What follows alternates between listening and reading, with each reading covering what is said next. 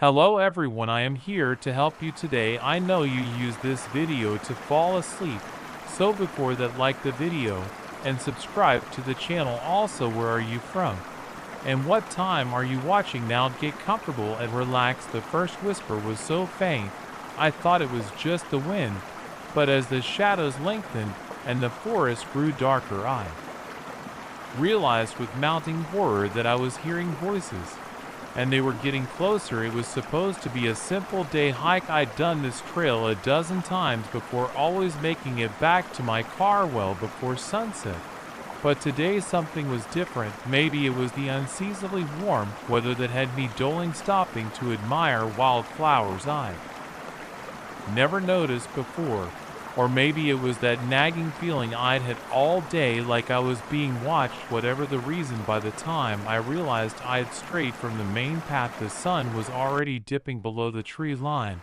I tried retracing my steps, but in the fading light, every tree looked the same. The dense canopy overhead blocked out what little remaining daylight there was, plunging the forest into an eerie twilight.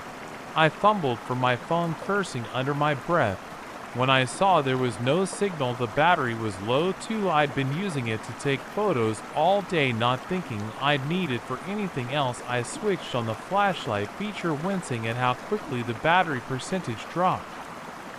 That's when I heard it, a whisper so soft I almost missed it. Hello, I called out, my voice sounding unnaturally loud in the quiet forest. No response. I started walking faster, my eyes darting left and right, searching for any sign of the trail. The beam of my phone's flashlight seemed pitiful against the encroaching darkness. Branches snagged at my clothes, and more than once I tripped over hidden roots. The whispers came again, louder this time. I couldn't make out words, but the sound sent chills down my spine. It seemed to be coming from all around me, as if the trees themselves were talking. Is someone there? I shouted, hating how my voice cracked. Part of me hoped for an answer, at least then I know I wasn't alone out here, but the larger part of me read a response. I broke into a jog, then a run. Branches whipped at my face, leaving stinging scratches, but I didn't slow down. The whispers were getting louder, more insistent. I still couldn't understand what they were saying, but the tone was unmistakable. Hungry, eager, closing, and my foot caught on something, a route or a rock, I couldn't tell, and I went down hard. My phone flew from my hand, its light flickering out as it hit the forest floor. For a moment I lay there, the breath knocked out of me, surrounded by absolute darkness. The whisperer stopped slowly, painfully. I pushed myself to my knees, my hands groped blindly in the leaf litter. Searching for my phone, I found it, but the screen remained dark. No matter how many times I pressed the power button, the battery must have died in the fall.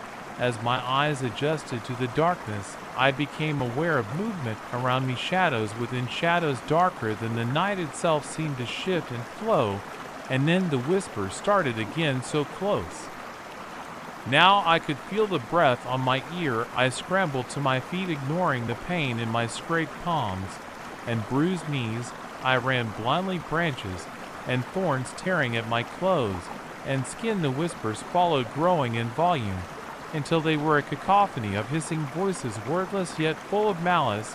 I don't know how long I ran. Time seemed to lose all meaning in that dark, twisted forest. My lungs burned, my legs ached, but still I pushed on, because whatever was behind me, whatever was whispering in the darkness, was far worse than any physical pain. Just when I thought I couldn't go on any longer, when my legs were about to give out and my heart felt like it would burst from my chest, I saw light ahead, faint at first, then growing brighter, a clearing in the trees lit by the rising moon with a final burst of energy I didn't know I possessed.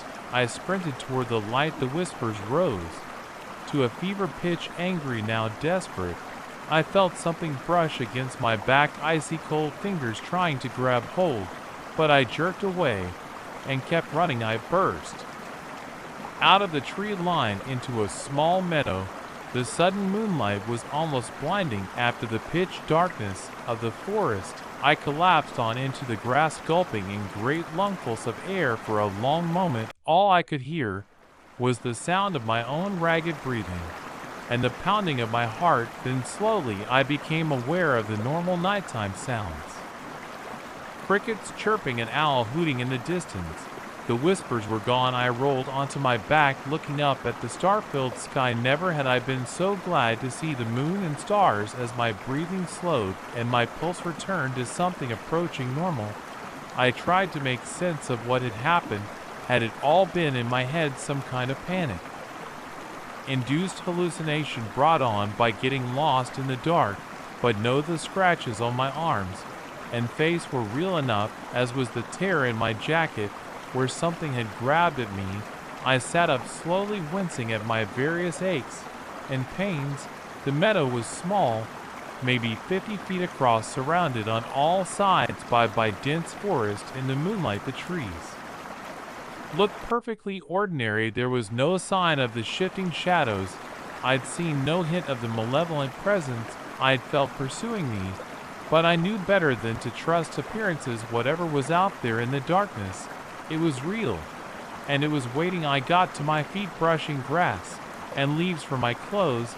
I had no idea where I was or how far I'd run from the trail. My phone was dead. I had no food or water, and the temperature was dropping rapidly. Now that night had fallen, I was in serious trouble, but I was alive. And as long as I stayed in this moonlit clearing, I was safe. I hoped. I spent the night pacing the perimeter of the meadow, too afraid to sit still, let alone try to sleep. Every snapping twig, every rustle of leaves had me spinning around, heart in my throat, but nothing emerged from the darkness. As the eastern sky began to lighten with the approaching dawn, I allowed myself to relax slightly. I'd made it through the night. Soon it would be light enough to try and find my way back to civilization. But as I turned to watch, the sunrise movement at the edge of the meadow caught my eye. I froze, my breath catching in my throat. There, just inside the tree line, was a figure, humanoid in shape, but wrong somehow. How too tall, too thin, with limbs that bent at odd angles. As I watched, paralyzed with fear, it took a step forward into the meadow. The moment its foot touched the grass, the first rays of sunlight crested the horizon. The figure let out a silent scream, its body seeming to dissolve into wisps of shadow that were quickly burned away by the growing light. Within seconds it was gone. The meadow was empty, safe for myself in the cheerful sounds of birds greeting the new day. I didn't wait around to see if there were more of whatever the thing was. As soon as I could see clearly, I picked a direction and started walking. It took hours of trudging through the woods, but eventually I heard the blessed sound of traffic. I emerged from the forest onto the shoulder of a highway. A passing trucker was kind enough to stop and give me a ride to the nearest town, where I was able to contact my family and let them know I was okay. I told the police I'd gotten lost while hiking and spent the night in the woods. It was easier than trying to explain what had really happened. Who would believe me anyway? But I know what I saw, what I heard, what chased me through that dark forest. And I know that it's still out there waiting in the shadows between the trees. I won't be going hiking again anytime soon, at least not alone, and never ever ever after dark, because now I know that when night falls in the forest, it's not just shadows and animals that come out to hunt. There are older, darker things that lurk in the spaces between the trees, things that whisper in voices almost but not quite human.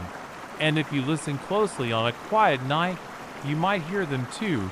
But trust me, you don't want to, because once you hear those whispers, once you know they're out there, you'll never feel safe in the dark again.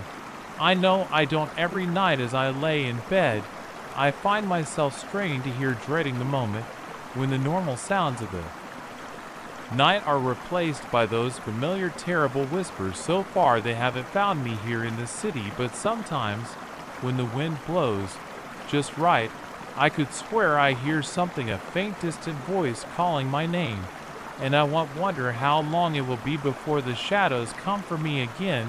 The moment I saw his eyes in the rearview mirror, I knew we'd made a terrible mistake. There was something off about them, a wild, unhinged look that sent a chill down my spine. But by then, it was too late. We were already speeding down a dirt road into the darkness, with nothing but desert stretching out around us. It had started as a dream vacation Sarah and I had been planning this road trip through the Southwest for months. We'd saved up, mapped out our route, and packed our little hatchback to the brim with camping gear and snacks. The first few days had been amazing, breathtaking vistas, quirky roadside attractions, and starry nights spent cuddling by the campfire. But then on the fourth day, our car started making a worrying, rattling noise. We tried to ignore it at first, but it kept getting worse. By the time we were halfway between nowhere and not much else, smoke was pouring from under the hood. I muttered, pulling over to the side of the empty highway. Sarah gave me a worried look as I popped the hood, coughing as a cloud of ACV smoke billowed out. I'm no mechanic, but even I could tell this was bad. Something had overheated and melted, leaving a mess of plastic and metal gunk where important engine parts should be. We weren't going anywhere in this car. What do we do now? Sarah asked, her voice tight with anxiety. I pulled out my phone, already knowing what I'd see. No signal. We were well and truly stranded. That's when we saw the truck approaching. It was an old pickup, more rust than paint, kicking up a cloud of dust as it rumbled down the highway. We waved frantically, and to our relief it slowed to a stop beside us. The driver leaned out the window. He was a wiry man, probably in his 51s, with leathery skin and a patchy gray beard. You folks having some trouble? He asked, his voice Raleigh. We explained our situation, and he nodded sympathetically. That's a real shame. Nearest town's about 60 miles that away, he said, gesturing down on the road. I can give you a ride if you want. Was heading the direction anyway. Sarah and I exchanged glances. We didn't have many options, but getting into a stranger's car in the middle of nowhere wasn't exactly safe.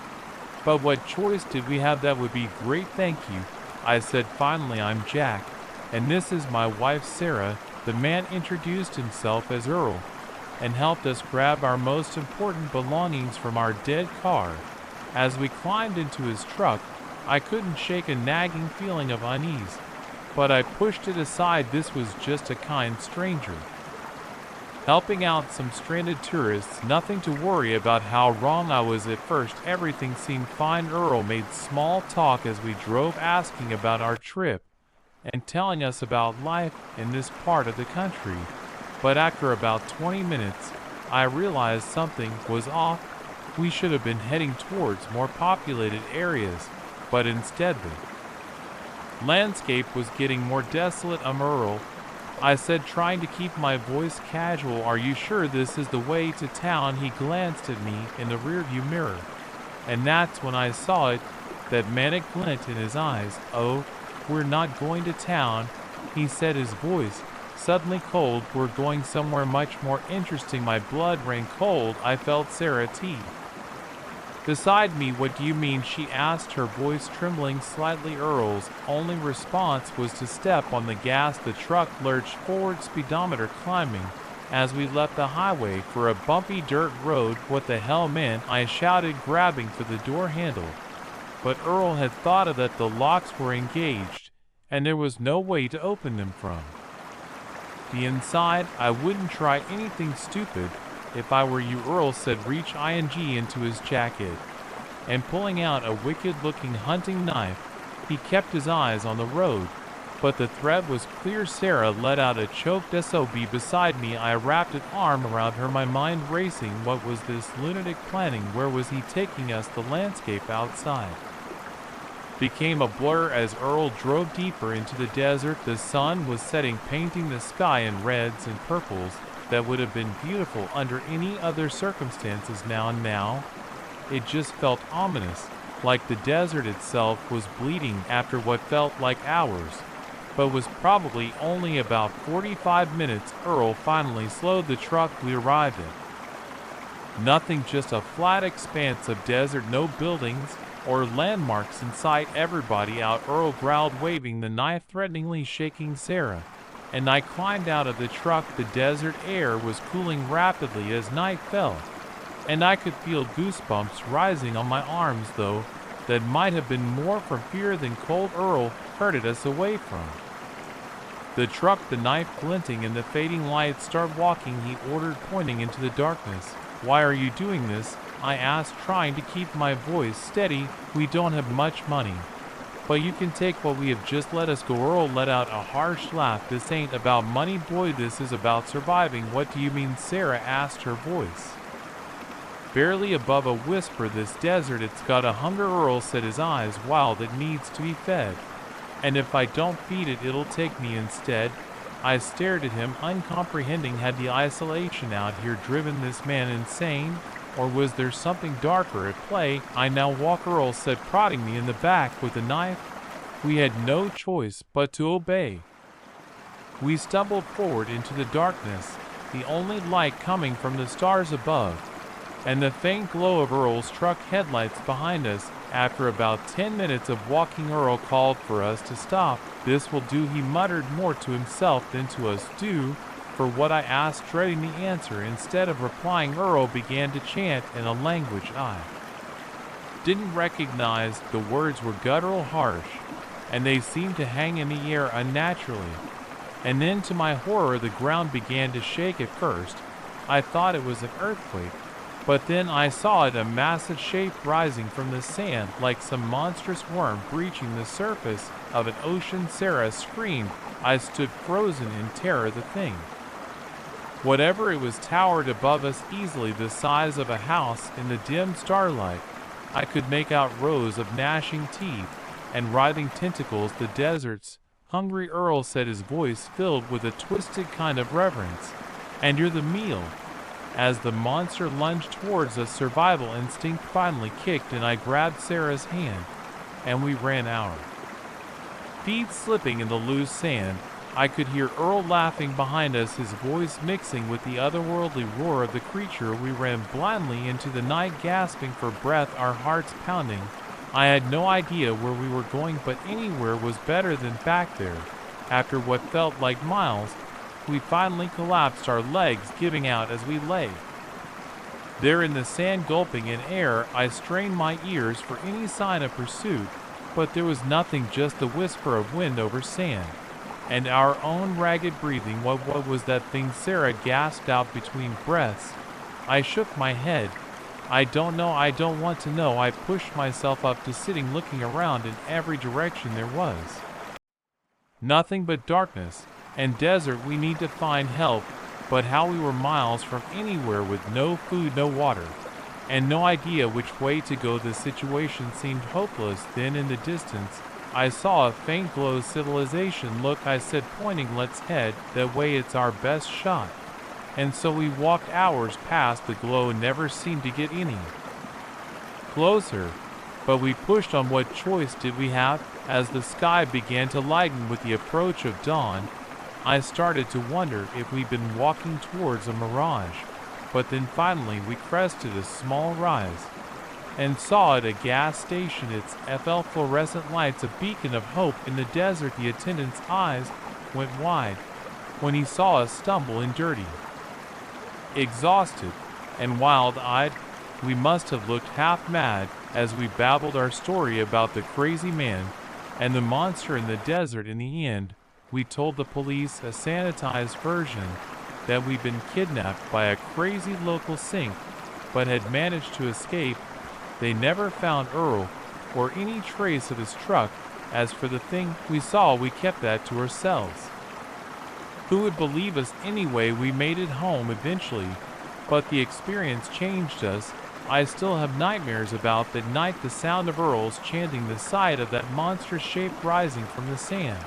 And sometimes, when the wind blows just right, I could swear I hear something, a distant roar, hungry and inhuman. I don't know if what we saw that night was real or just a hallucination brought on by fear and the desert heat.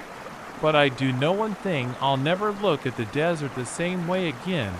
because now I know that in those vast empty spaces ancient and terrible things might be hiding just beneath the surface, and they're always hungry. The moment I saw her, I knew something was terribly wrong. She sat motionless in the hospital bed, her skin pale, as the sheets around her eyes fixed on something I couldn't see.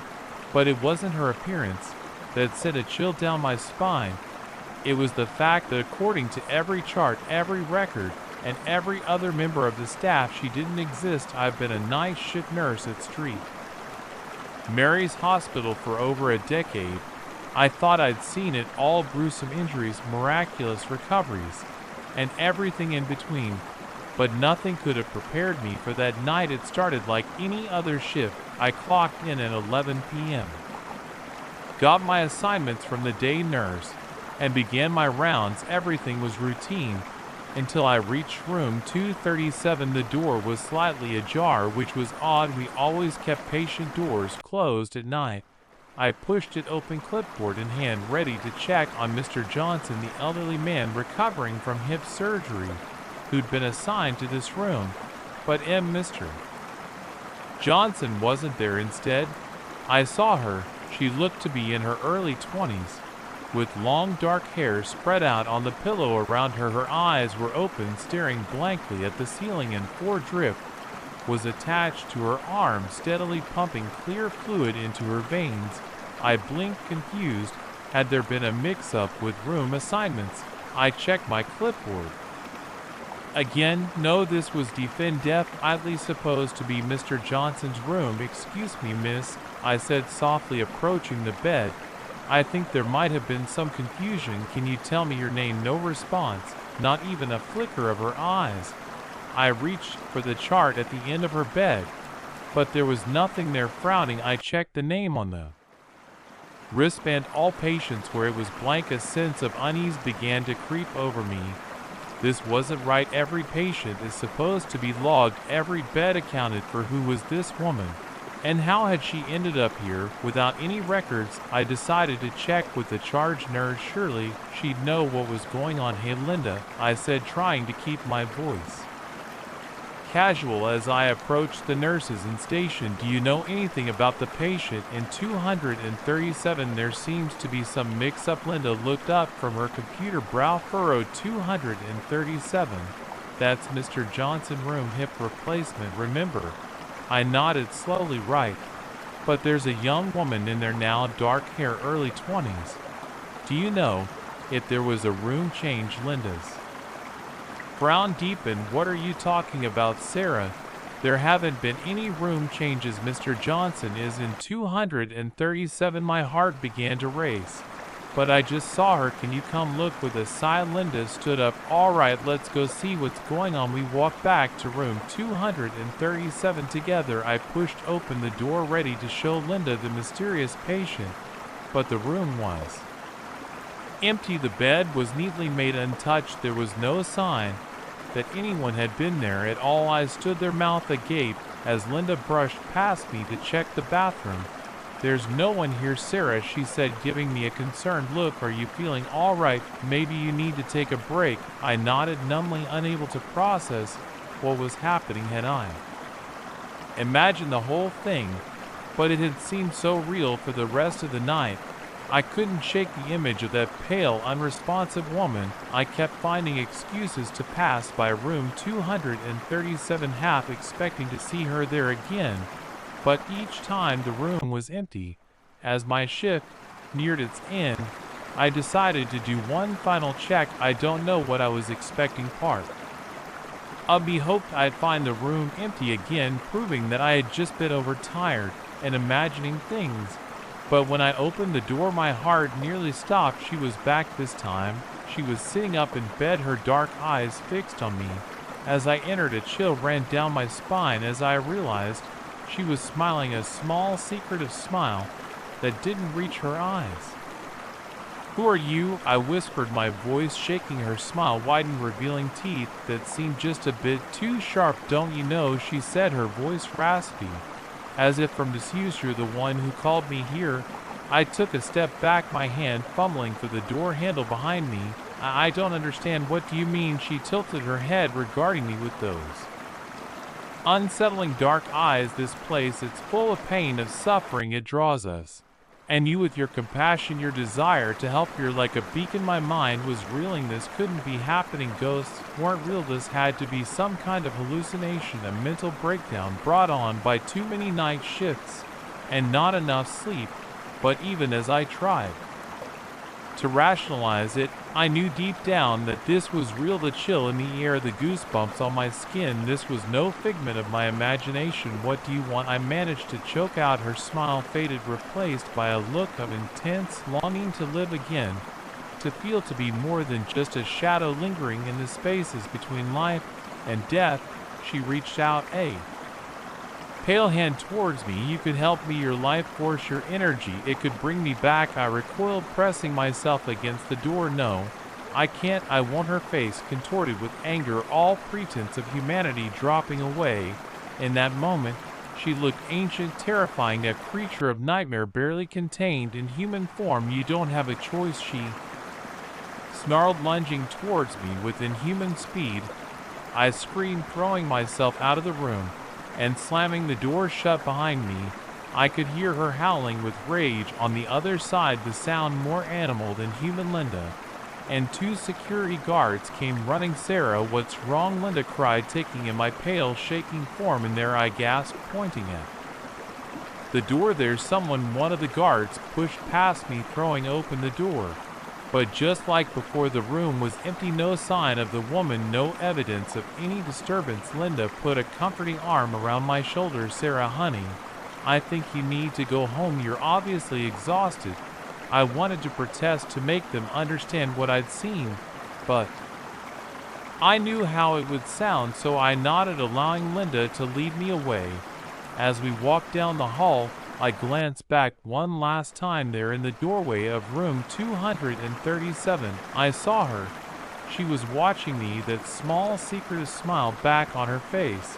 As our eyes met, she raised a finger to her lips in a shushing gesture before fading away like mist. I called in sick the next day, and the day after that. When I finally returned to work, I requested a transfer to the day shift. I told myself it was because I needed a change, that the night shift was messing with my sleep schedule.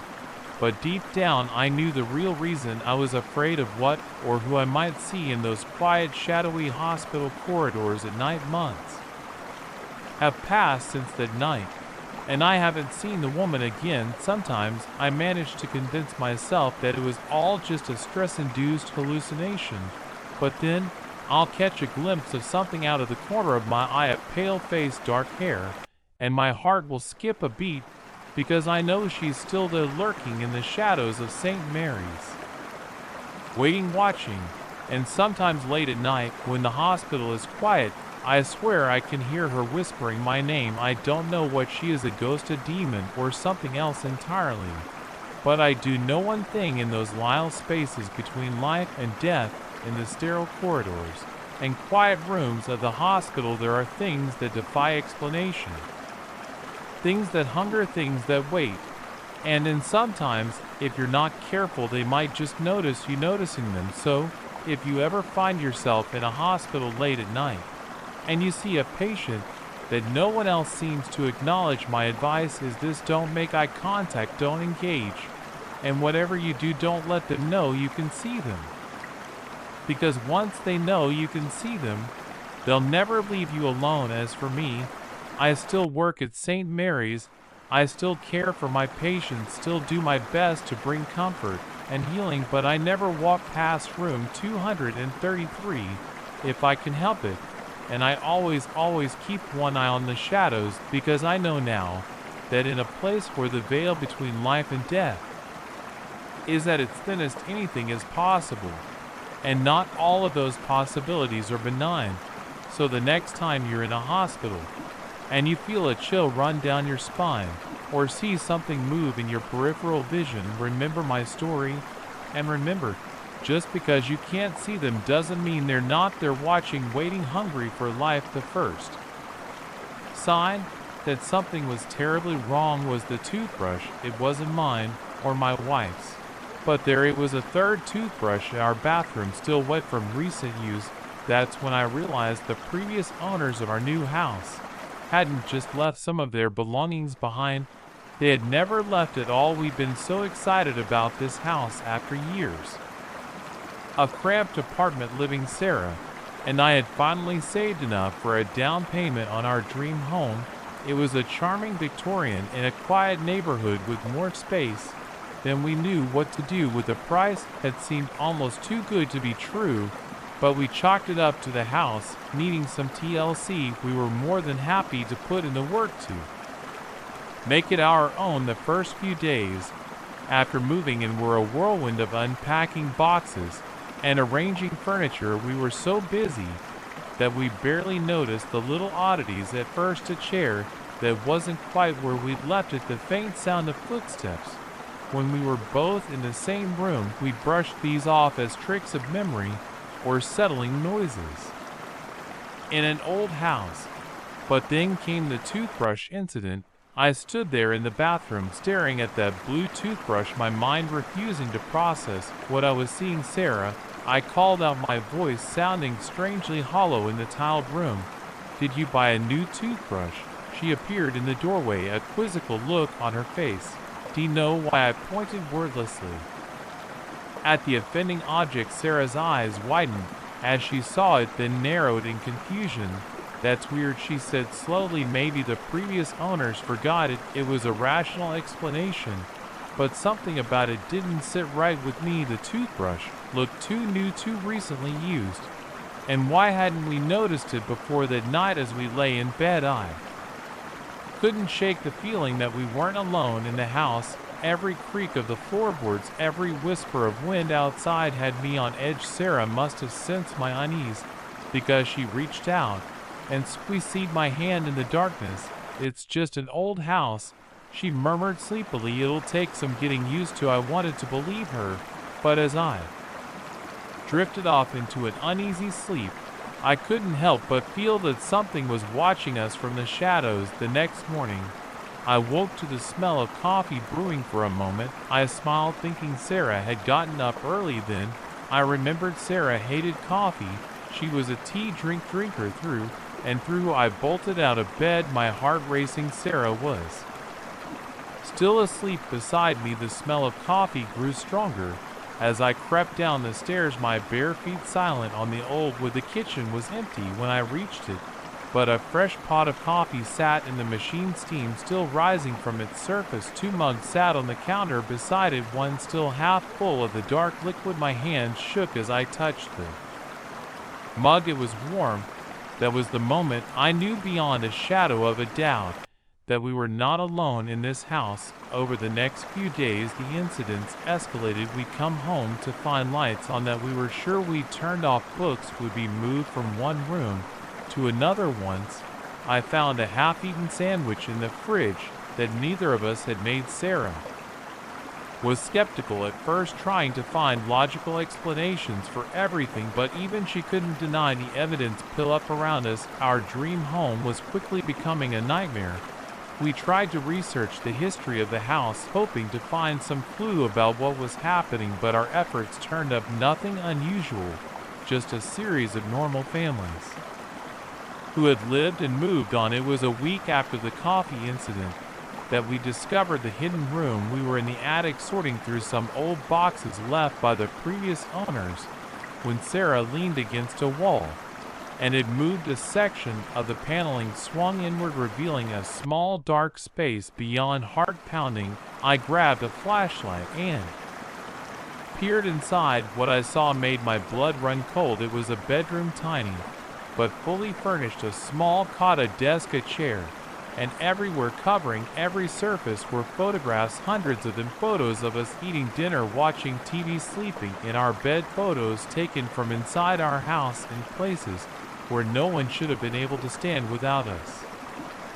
Noticing Sarah let out a choked sob beside me, I pulled her close, my mind reeling as I tried to make sense of what we were seeing. That's when we heard the sound of footsteps coming up the attic stairs. We froze, clinging to each other in terror. The footsteps grew closer, slow and deliberated. Then a voice, soft, almost gentle, "I see you found my room."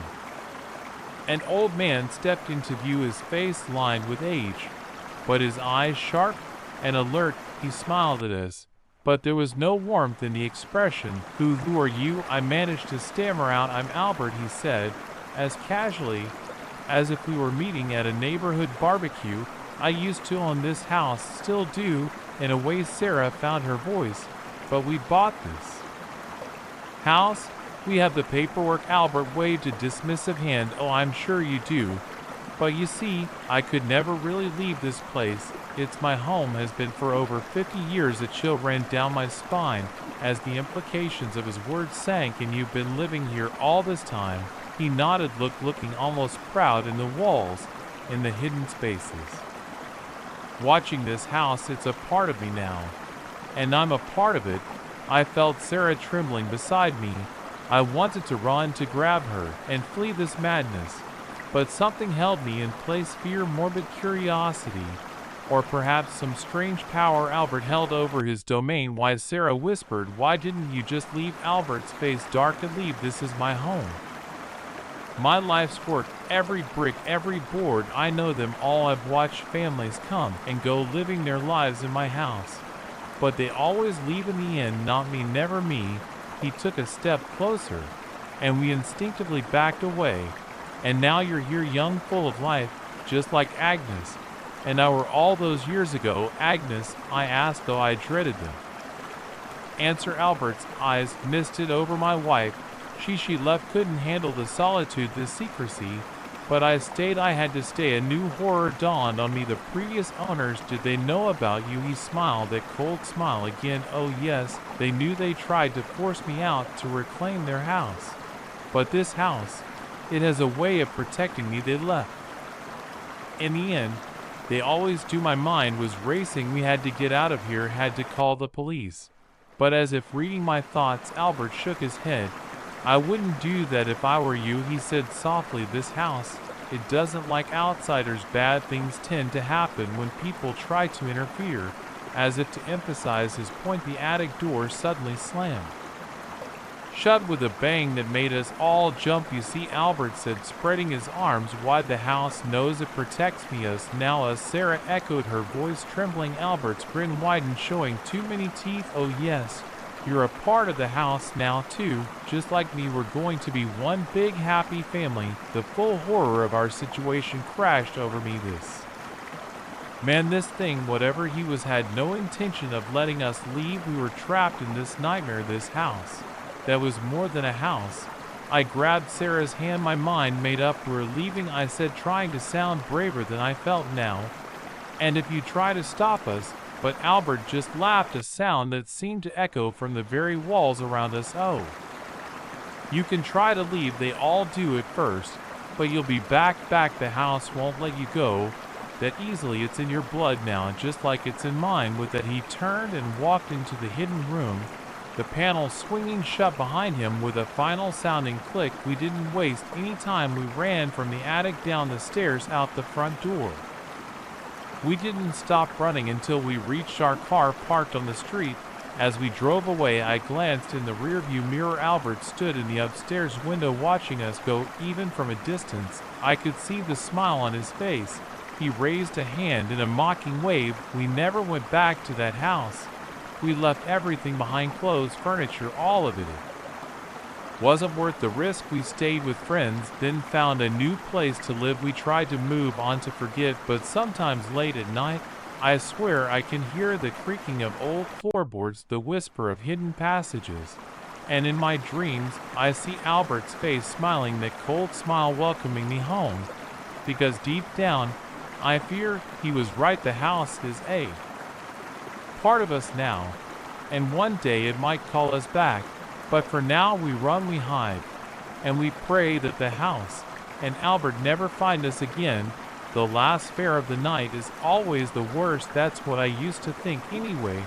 But after what happened that foggy Tuesday evening, I realized how wrong I was. Sometimes the last fare isn't just the worst, it's the one that changes everything. I've been driving a cab in the city for 15 years. I've seen it all, or so I thought: drunks, fighters, lovers, the occasional celebrity. But nothing could have prepared me for that night. It was just past midnight, and I was ready to call it quits. The fog had rolled in thick, blanketing the city in a soupy haze that made driving a nightmare. I was about to radio in that I was heading home when the call came through pickup at 1242 Sycamore Street. The dispatcher's tired voice crackled over the radio: "Last one of the night, Jake." I sighed, weighing the extra cash at against my warm bed waiting at home. In the end, "Greed W out, Roger," that I replied, already turning the cab toward Sycamore. The streets were eerily empty. As I drove, the fog swallowing up the glow from the streetlights, it felt like I was driving through a ghost town. By the time I pulled up to 1242 Sycamore, my nerves were on edge. The house was dark, no lights on inside or out. I was about to radio back to dispatch when I saw movement in the shadows. A figure emerged from the fog, tall and thin, walking with an odd, jerky gait. As they approached the cab, I got a better look. It was a man, or at least I thought it was. He wore a long dark coat that seemed to blend into the night, and a wide-brimmed hat pulled low over his face. Something about him set my teeth on edge, but I couldn't put my finger on why. He opened the back door and slid in without a word. The temperature in the cab seemed to drop 10 degrees. "Where to?" I asked, trying to keep my voice steady. As I glanced in the rearview mirror, the man didn't look up, his face still hidden by the hat. When he spoke, his voice was low and raspy, like he hadn't used it in a long time. "Drive," he said. "I'll tell you when to stop." Every instinct I had was screaming at me to kick this guy out and drive away fast, but something, curiosity, stupidity, or maybe just the promise of a good fare, made me put the cab in drive and pull away from the curb. We drove in silence for what felt like hours, but my watch told me it was only 20 minutes. The fog grew thicker until I could barely see the road in front of me. I was completely lost, having left the familiar city streets behind long ago. "Turn here," the man suddenly said, making me jump. I hadn't even seen a turn, but sure enough, there was a narrow road leading off into what looked like dense woods. "Look, buddy," I started to say. "I don't think." "Turn," he repeated, and this time there was a edge to his voice that broke no argument. Heart pounding, I made the turn. The road was barely more than a dirt track, branches scraping against the sides of the cab. As we crawled along, the fog pressed in around us, so thick now that I could barely see past the hood of the car. After a few minutes, the man spoke again. "Stop." I brought the cab to a halt, the engine idling loudly in the silence. We were in some kind of clearing, though I couldn't see much beyond a few feet in any direction. "We're here," the man said. I turned to look at him, fear finally overcoming my curiosity. "Look, I don't know what's going on," but my words died in my throat as I got my first clear look at his face, or rather where his face should have been. Under the brim of the hat was nothing, just empty, swirling darkness. I scrambled for the door handle, my heart thundering in my chest, but before I could open it, I felt a cold hand on my shoulder. "Don't be afraid," the thing said. "I just need a ride home, and you're going to help me get there." That's when I noticed the world outside. The cab had changed. The fog was gone, replaced by a starless void. We weren't in a clearing anymore. We weren't anywhere. "What are you?" I managed to choke out. The being tilted its head, the motion unnaturally smooth. "I am a traveler like you, just trying to get home." "And where is home?" I asked, though I dreaded the answer. "The darkness, where its face should be to swirl faster, somewhere else, somewhere your kind can't normally go, but with your help, with your vehicle, I can make it back." I shook my head, trying to clear it. This couldn't be happening. I must have fallen asleep at the wheel crash the cab. This was all some dying hallucination. But the cold grip on my shoulder felt real enough. "I don't understand," I said. "How can my cab pass? Your vehicle is more than just metal." and rubber the being interrupted. It's a vessel imbued with the energy of countless journeys. With the right modifications, it can traverse more than just physical distance. As it spoke, I became aware of changes happening to the cab. The interior seemed to be stretching, expanding in impossible ways. The dashboard lights flickered and changed, showing readings and symbols. I didn't recognize what's happening. I asked, my voice barely above a whisper. We preparing for the journey? The being replied, your vehicle is adapting to traverse the spaces between realities. I wanted to run to wake up from this nightmare, but some part of me, some traitorous spark of curiosity, wanted to see where this impossible fare would lead. What do I need to do? I heard myself asking. I felt rather than saw the being smile. It said simply, I'll guide you. And so I drove. I don't know how long we traveled through that starless void. Time seemed to have no meaning there. The being beside me called out directions in a language I shouldn't have been able to understand, but somehow did we pass through realms of light and shadow, through spaces filled with colors I had no names for. I saw things that defied description, creatures and landscapes that shouldn't exist. Throughout it all, I drove. My hands on the wheel were the only things that felt real, the only connection to the world I knew. Finally, after what could have been minutes or millennia, we arrived. The void outside the cab windows solidified into a landscape that hurt my eyes to look at. All sharp angles and impossible geometries were here, the being said, its voice tinged with what sounded like relief. Thank you for the ride. It opened the door and stepped out. As it did, I caught a glimpse of others, like it moving in ways that made my brain ache to process. Wait, I called out, surprising myself. How do I get back? The being turned back to me, the darkness under its hat swirling one last time. The way back is always easier than the way there. It said, just drive and think of home. Your vehicle remembers the way.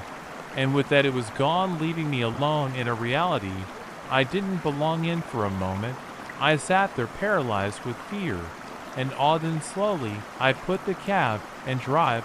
I thought of my small apartment, of the city I knew, of the world that made sense. The cab lurched forward, and reality blurred around me once more. When everything settled, I found myself back on Sycamore Street, right where I'd picked up my impossible fare. The fog had lifted, and the first light of dawn was peeking over the horizon. I sat there for a long time trying to process what had happened. Part of me wanted to believe it was all a dream, a hallucination brought on by too many late nights and too much coffee, but I knew better. The cab's odometer showed thousands more miles than it had before, and there on the passenger seat was a single coin made of a metal I'd never seen before, etched with symbol that hurt my eyes to look at directly. I never told anyone what happened that night.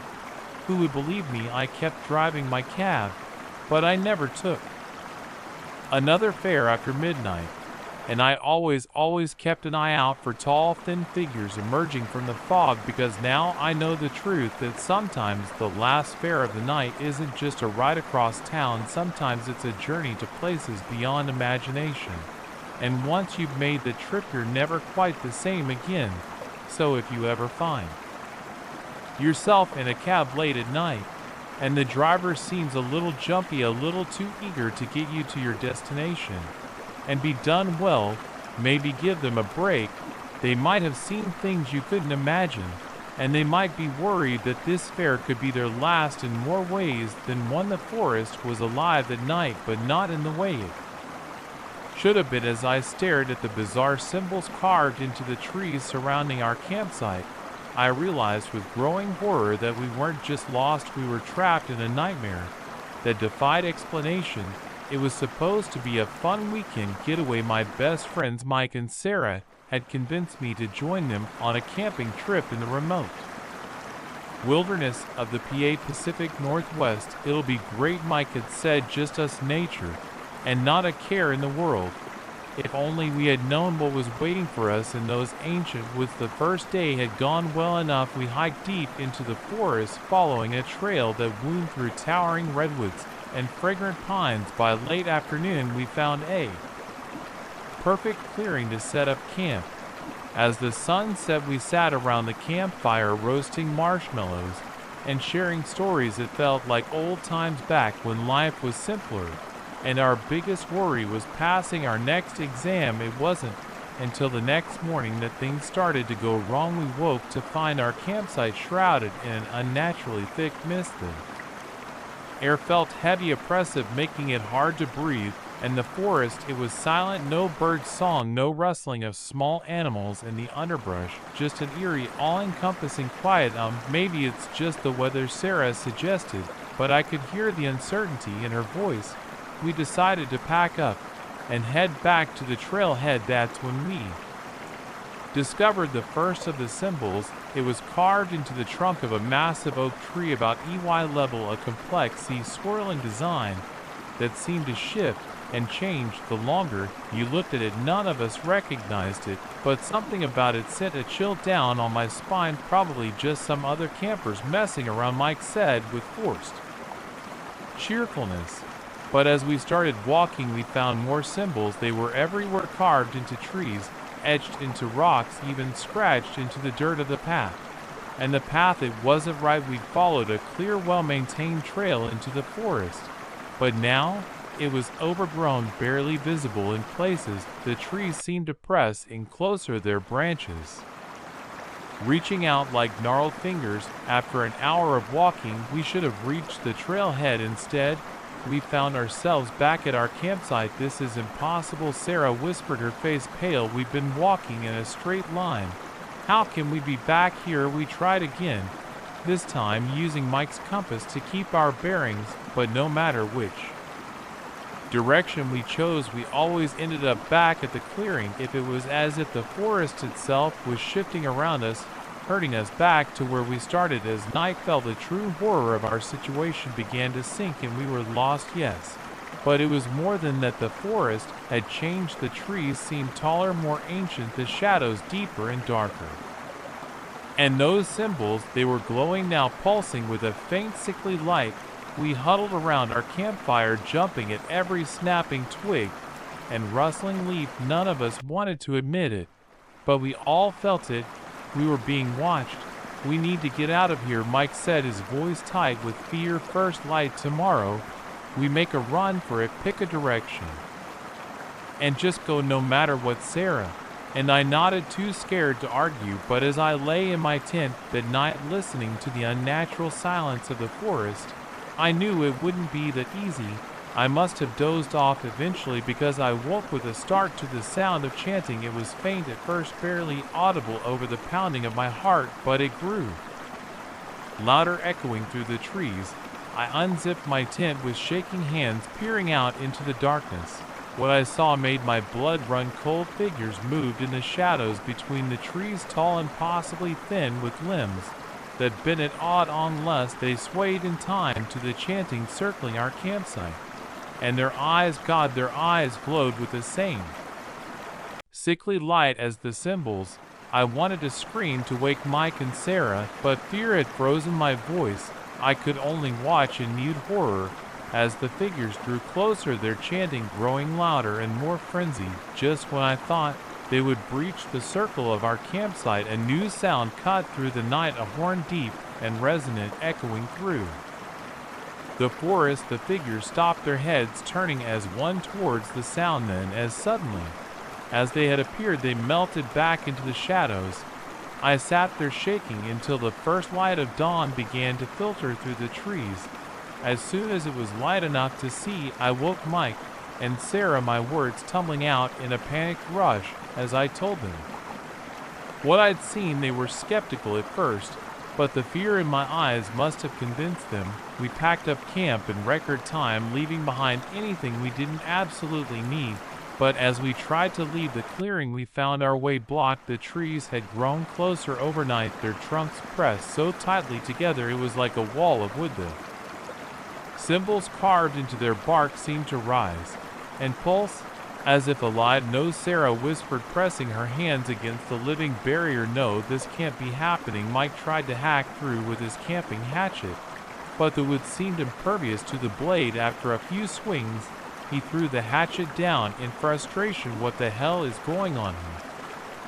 Shouted at the uncaring forest.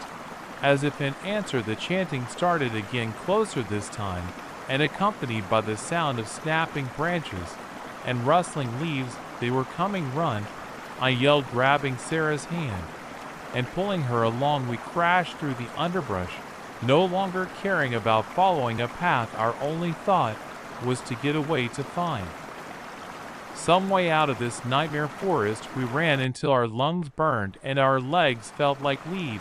But no matter how far or fast we went, the chanting followed. Sometimes it seemed to come from right behind us, other times it echoed from all directions at once. As the day wore on, the forest grew darker. The canopy above became so thick that barely any light filtered through. We were running blind, stumbling over roots and rocks, our arms and faces scratched by low-hanging branches. And still we couldn't escape. Every time we thought we'd found a way out, the forest would shift around us, hurting us back towards the center, towards something we couldn't see but could feel waiting for us. Night fell, plunging us into total darkness. We huddled together, too exhausted and terrified to keep running. The chanting grew louder, closer. I could hear movement in the darkness around us, the snap of twigs under inhuman feet. I'm sorry, Mike whispered. I'm so sorry. I brought us here. Sarah was crying softly, her hand clutching mine so tightly it hurt. I wanted to comfort them, to say something brave and reassuring, but the words stuck in my throat as I saw them, the glowing eyes emerging from the darkness. They surrounded us, those impossible figures in the dim light cast by their eyes, and the pulsing symbols. I could see them clearly for the first time. They were like a child's drawing of a person, all wrong proportions and angles that shouldn't exist in nature. Their skin was bark like their hair, a tangle of leaves and twigs. As they drew closer, the chanting reached a fever pitch. I closed my eyes, waiting for the end. But then, cutting through the chant, came that horn again, louder this time, and accompanied by the sound of pounding hooves. My eyes flew open, just in time to see a figure burst into our circle. It rode a massive stag, its antlers gleaming like polished silver in the dark. The rider was tall and broad-shouldered, wearing armor that seemed to be made of living wood and leaves. It raised a horn to its lips and blew again. The sound washed over us like a physical force, and the chanting creatures recoiled. You do not belong here, the rider said, its voice like the creaking of ancient trees. Go now. The creatures hesitated for a moment, then melted back into the shadows. The forest seemed to exhale, the oppressive atmosphere lifting. The rider turned to us. You have strayed into a place not meant for your kind, it said. I will guide you back to your world, but you must never return the old ways or waking. And the forest rose hungry. In a daze, we followed the rider through the darkened forest.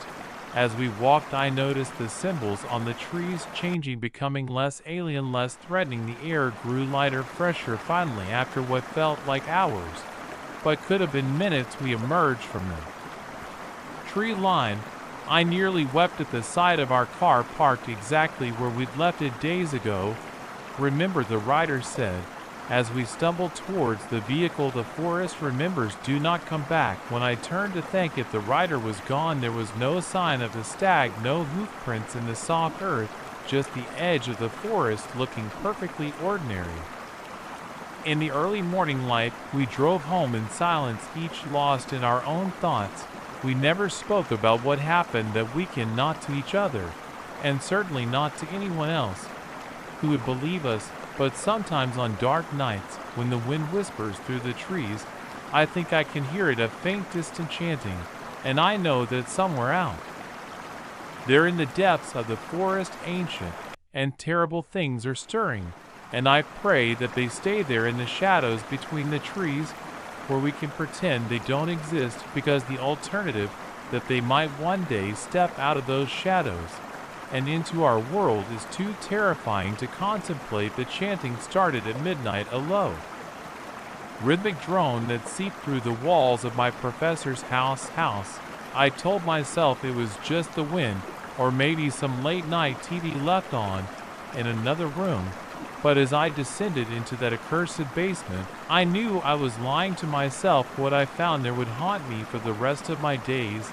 It was supposed to be an easy gig. Professor Blackwood, my favorite lecturer in the anthropology department, had asked me to house sit for a week while he attended a conference in Europe. Just water the plants, feed the cat, and don't go into the basement, he said with a wink. I should have asked why. I should have pressed for more information, but I was too excited about the prospect of staying in his beautiful Victorian home surrounded by his extensive library of rare books. The first few days were uneventful.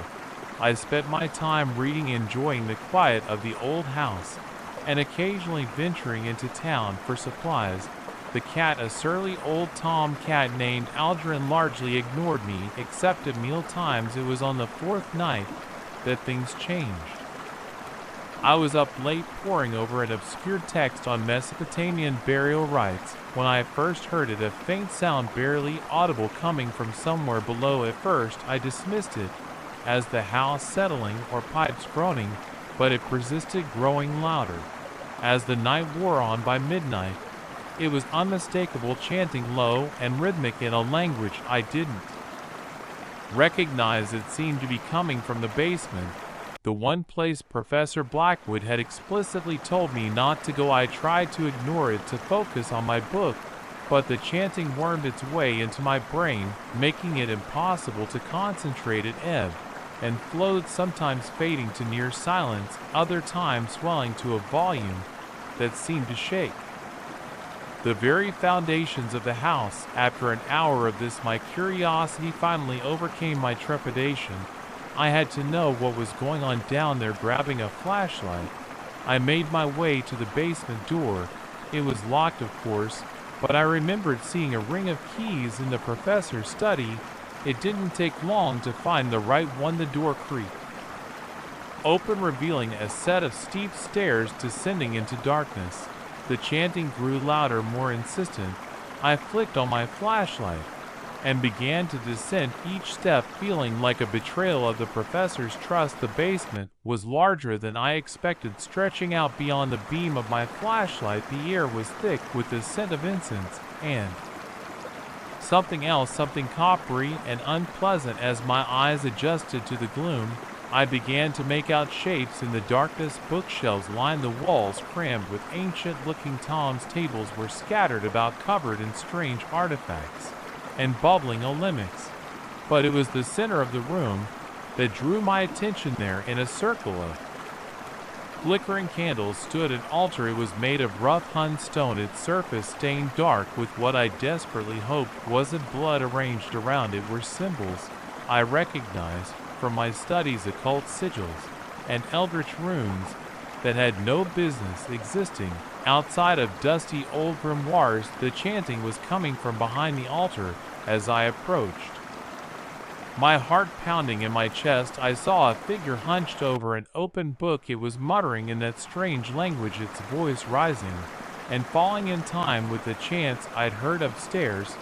I must have made a sound, a gasp, a whimper, I'm not sure, because suddenly the figure straightened and turned towards me. In the flickering candle light, I saw its face, and my blood ran cold. It was Professor Blackwood, but not as I knew him. His eyes were wild, pupils dilated to the point where they seemed entirely black. Dark veins stood out against his pale skin, pulsing in time with the chanting that still echoed through the basement. "Ah, my dear student," he said, his voice somehow both his own and not. "I'm glad you've joined us. We've been expecting you." I wanted to run, to flee back up the stairs and out of that cursed house, but my legs wouldn't move. I was rooted to the spot, transfixed by the horror before me. What is this?" I managed to stammer. "Professor, what's going on?" He smiled, a grotesque parody of the warm grin I was used to seeing in his lectures. "This, my dear, is true knowledge, the kind they don't teach in universities, the kind that opens doors to realms beyond our own." As he spoke, I became aware of movement in the shadows behind him. Things were stirring, drawn by his words. and the incessant chanting that now seemed to be coming from everywhere at once. You see, Blackwood continued, anthropology is just the beginning, a way to understand the surface level beliefs of cultures, but beneath that, in the depths of human experience, there are truths that most are too afraid to face.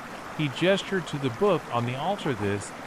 I can pierce the veil between worlds, commune with entities older than time itself. I found my voice again. But why? What could possibly be worth this? His eyes gleamed with a fervor that chilled me to my core. Power, my dear, knowledge beyond imagining, the ability to reshape reality itself. As he spoke, the shadows behind him coalesced into shapes that hurt my eyes to look at. Directly, tentacles, eyes, mouths, all shifting and changing in ways that defied physics and sanity alike. And now that you're here, Blackwood said, reaching out towards me, you can join us, become part of something greater than yourself. That broke the spell. With a cry of terror, I turned and fled, taking the stairs two at a time behind me. I could hear Blackwood's laughter mixing with the chanting and other more terrible sounds. I didn't stop running until I was out of the house and halfway down the street. I spent the night in a cheap motel, jumping at every sound, convinced that at any moment those otherworldly horrors would come bursting through the walls. When morning came, I debated whether to go to the police, but what would I tell them?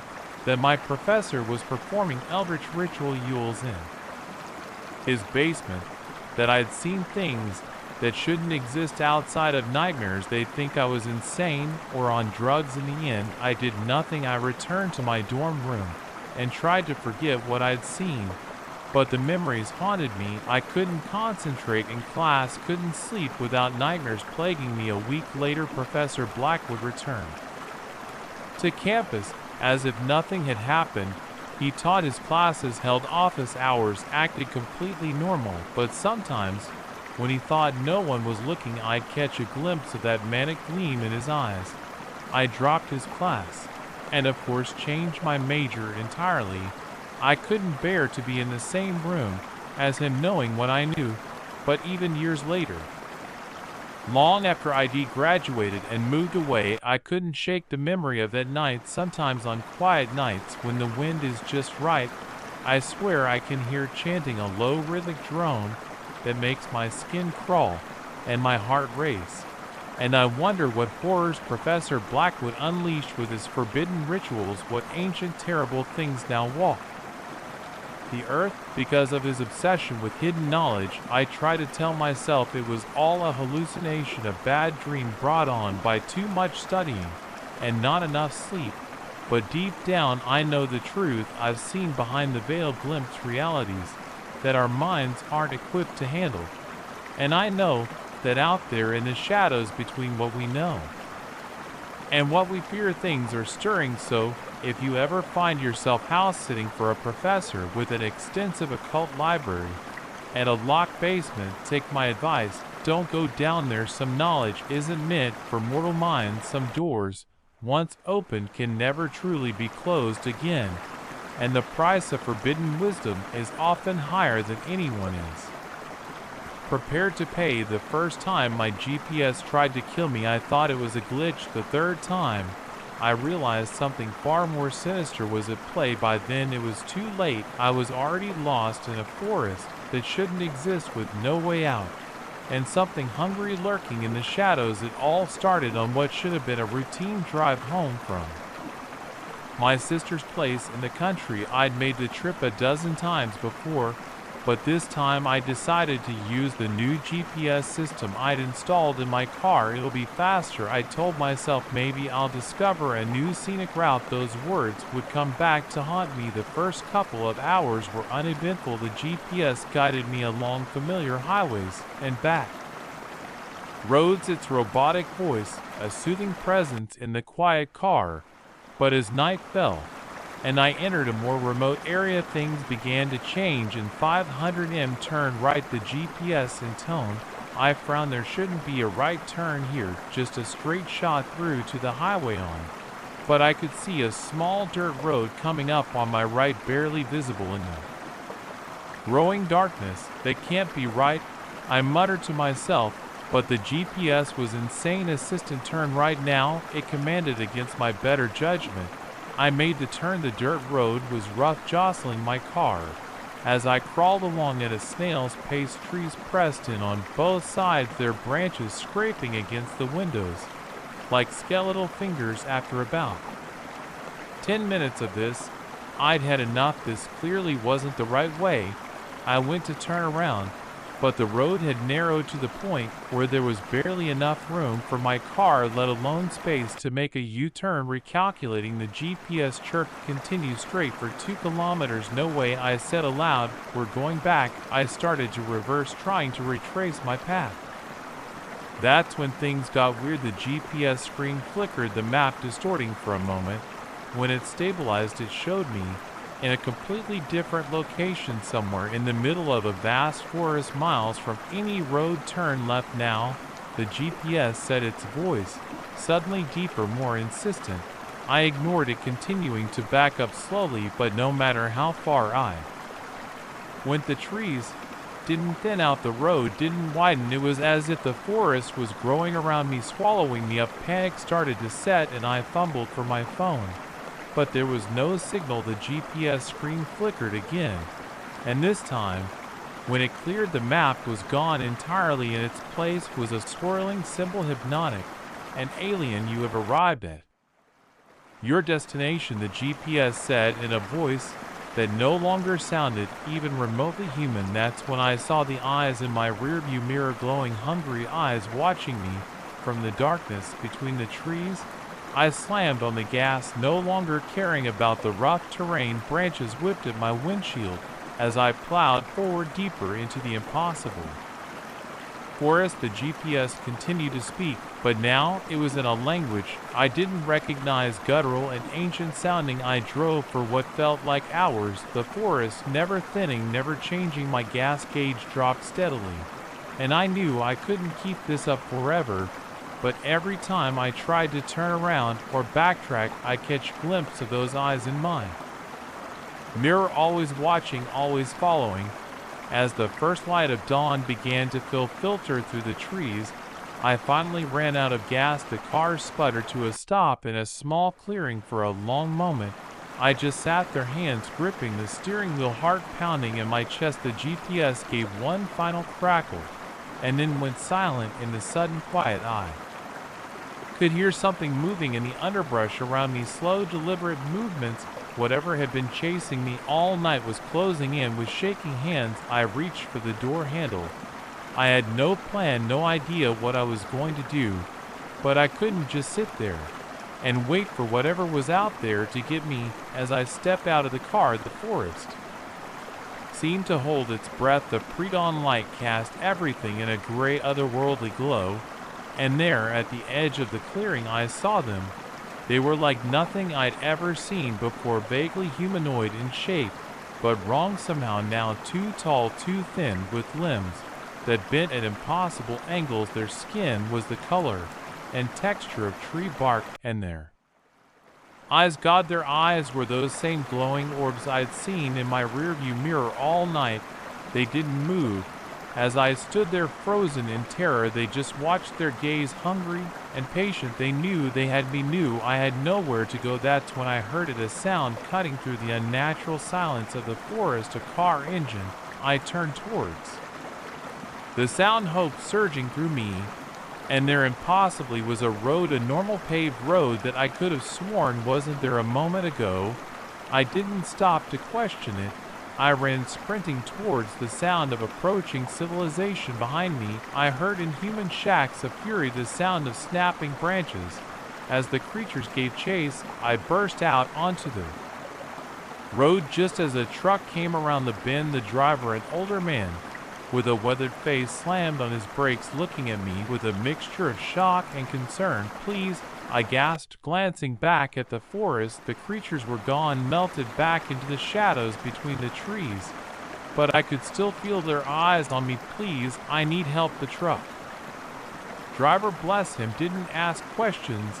He just opened the passenger door and just Ed for me to get in. As we drove away, I watched the forest recede in the side mirror. Just before it disappeared from view, I could have sworn I saw a familiar swirling symbol etched into one of the trees. I never went back from my car, never reported what happened to the police. Who would believe me? I threw away my GPS and stuck to paper maps after that, but sometimes on long drives through rural areas, I'll catch a glimpse of something in my rearview mirror, a flash of glowing eyes, or a too tall figure standing unnaturally still by the side of the road, and I'll remember that night lost in a forest that shouldn't exist, pursued by things that defy explanation. So if you're ever out driving, and your GPS tries to direct you down a road that doesn't look quite right, do yourself a favor, ignore it, stick to the route you know, because there are places out there in the dark spaces between destinations that aren't meant for humans to find, places where ancient hungry things wait patiently for lost travelers to stumble into their domain, and once they've got you in their sights, they never really let you go. Even now, years later, I sometimes wake up in the middle of the night to find my phone's map app open displaying that same swirling symbol, and in the distance, I'll hear something that sounds almost like a GPS voice, distorted and inhuman, saying over and over, recalculating, return to your destination, we're waiting for you. I've learned to ignore it, to shut off my phone and close my eyes and tell myself it's all in my head, but deep down I know the truth. I know that somewhere out there in a forest that exists outside of normal reality, those creatures are still waiting, still hungry, still hoping that one day I'll take a wrong turn and find my way back to them. So be careful out there on the road, and whatever you do, don't blindly trust your GPS, because you never know where or what it might be leading you to. The first alert came at 2:22 a.m. A shrill beep that jolted me awake, followed by the robotic voice of my home security system. Motion detected in the living room. By the third alert, I knew something was terribly wrong. By the 10th, I realized I was trapped in my own home with something that shouldn't exist. I'd always been a bit of a tech geek, so when the latest smart home security system hit the market, I had to have it. Cameras in every room, motion sensors, the works, all controllable from my smartphone. It made me feel safe knowing I could keep an eye on my house, even when I wasn't there. But that night it became my worst nightmare. The first alert woke me from a dead sleep. I fumbled for my phone, squinting at the bright screen. The app showed me a live feed of my living room, but it was empty, just shadows and moonlight filtering through the curtains. Must be a glitch, I muttered, dismissing the alert and rolling over to go back to sleep. 17 minutes later, another alert, this time motion detected in the kitchen again. I checked the feed, nothing. I was about to shut off the alerts entirely when a third one came through, motion detected in the hallway. Now I was starting to get freaked out. 3 false alarms in one night. That wasn't normal. I sat up in bed, fully awake now, and started cycling through all the camera feeds. Living room empty, kitchen empty, hallway empty. Everything looked normal, but something felt off. The shadows seemed deeper somehow, the silence of the house more oppressive. I was about to get up and do a physical check of the house when every single alert went off at once. My phone exploded with notifications, the screen flashing with multiple camera feeds. Motion detected in the living room, motion detected in the kitchen, motion detected in the hallway, motion detected in the guest bedroom. On and on it went, alerting me to movement in every room of the house. But as I frantically cycled through the feeds, I couldn't see anything out of place. No burglars, no animals that might have gotten in, just empty rooms and long shadows. Heart pounding, I got out of bed. Whatever was going on, I needed to figure it out. As I reached for the doorknob, my phone pinged again. Motion detected in the master bedroom. I froze. That was impossible. I was the only one in here, and I hadn't moved enough to trigger the sensor. Slowly, I turned to look at my phone screen. The feed from my bedroom camera showed me standing by the door, but behind me in the corner of the room was a shadow that seemed to move independently of anything else, growing larger as I watched. I spun around, but the corner was empty. When I looked back at my phone, the shadow was gone from the feed too. That's when the true horror of the situation started to sink in. Something was in my house, something that could trigger my motion sensors, but didn't show up on camera, something that could appear and disappear. While I ran out of the bedroom and down the stairs, my bare feet slapping against the hardwood floors. I had to get out, had to get help, but as I reached the front door, I found it wouldn't open. The smart lock had engaged, and no matter how I pulled or pushed, it wouldn't budge. My phone pinged again. Intruder alert, all exits locked for your safety. Right. I was locked in with whatever this thing was. I ran to the living room windows, but they too were sealed shut. In my panic to feel secure, I'd installed locks on every possible entry point, all controllable through the security system. And now, that same system was trapping me inside. For the next hour, I ran from room to room, trying every window, every door. My phone continued to blow up with alerts, always one step behind me. Motion detected in the living room. As I ran to the kitchen, motion detected in the kitchen. As I dashed upstairs, it was like the thing was chasing me, always just out of sight. I caught glimpses of it, sometimes a flicker of movement in a mirror, a shadow that didn't quite match the objects casting it, but every time I turned to look directly at it, there was nothing there. As dawn approached, I found myself huddled in a corner of the living room, my useless phone clutched to my chest. The alerts had stopped coming, but that almost made it worse. Now there was just silence, heavy and expectant. I must have dozed off at some point, exhaustion finally overcoming terror. When I woke, sunlight was streaming through the windows. My phone was dead, and the house was quiet. Normal. Cautiously, I got to my feet. Nothing jumped out at me, no shadows moved where they shouldn't. Had it all been some sort of waking nightmare? I managed to disengage the smart lock on the front door. Whatever had been controlling it seemed to have lost power, along with my phone. As I stepped outside, gulping in the fresh morning air, I almost managed to convince myself that I had imagined the whole thing, a vivid nightmare brought on by stress and too much late-night TV. But then, I saw it scratched into the wood of my front door, barely visible unless you knew to look for it. A symbol, complex and alien, it seemed to shift and change the longer I stared at it, making my eyes water and my head spin. I slammed the door shut and ran, not stopping until I reached the coffee shop 3 blocks away. As I sat there, hands shaking around a cup of coffee, I couldn't bring myself to drink. I tried to make sense of what had happened. Had my security system been hacked? Was I losing my mind? Or was there really something in my house, something that defied explanation and preyed on my deepest fears? I didn't go home that day or the next. I stayed with a friend, making up a story about a gas leak in my house. When I finally worked up the courage to return a week later, everything seemed normal. No more alerts, no more moving shadows. But sometimes late at night, I'll hear my phone ping.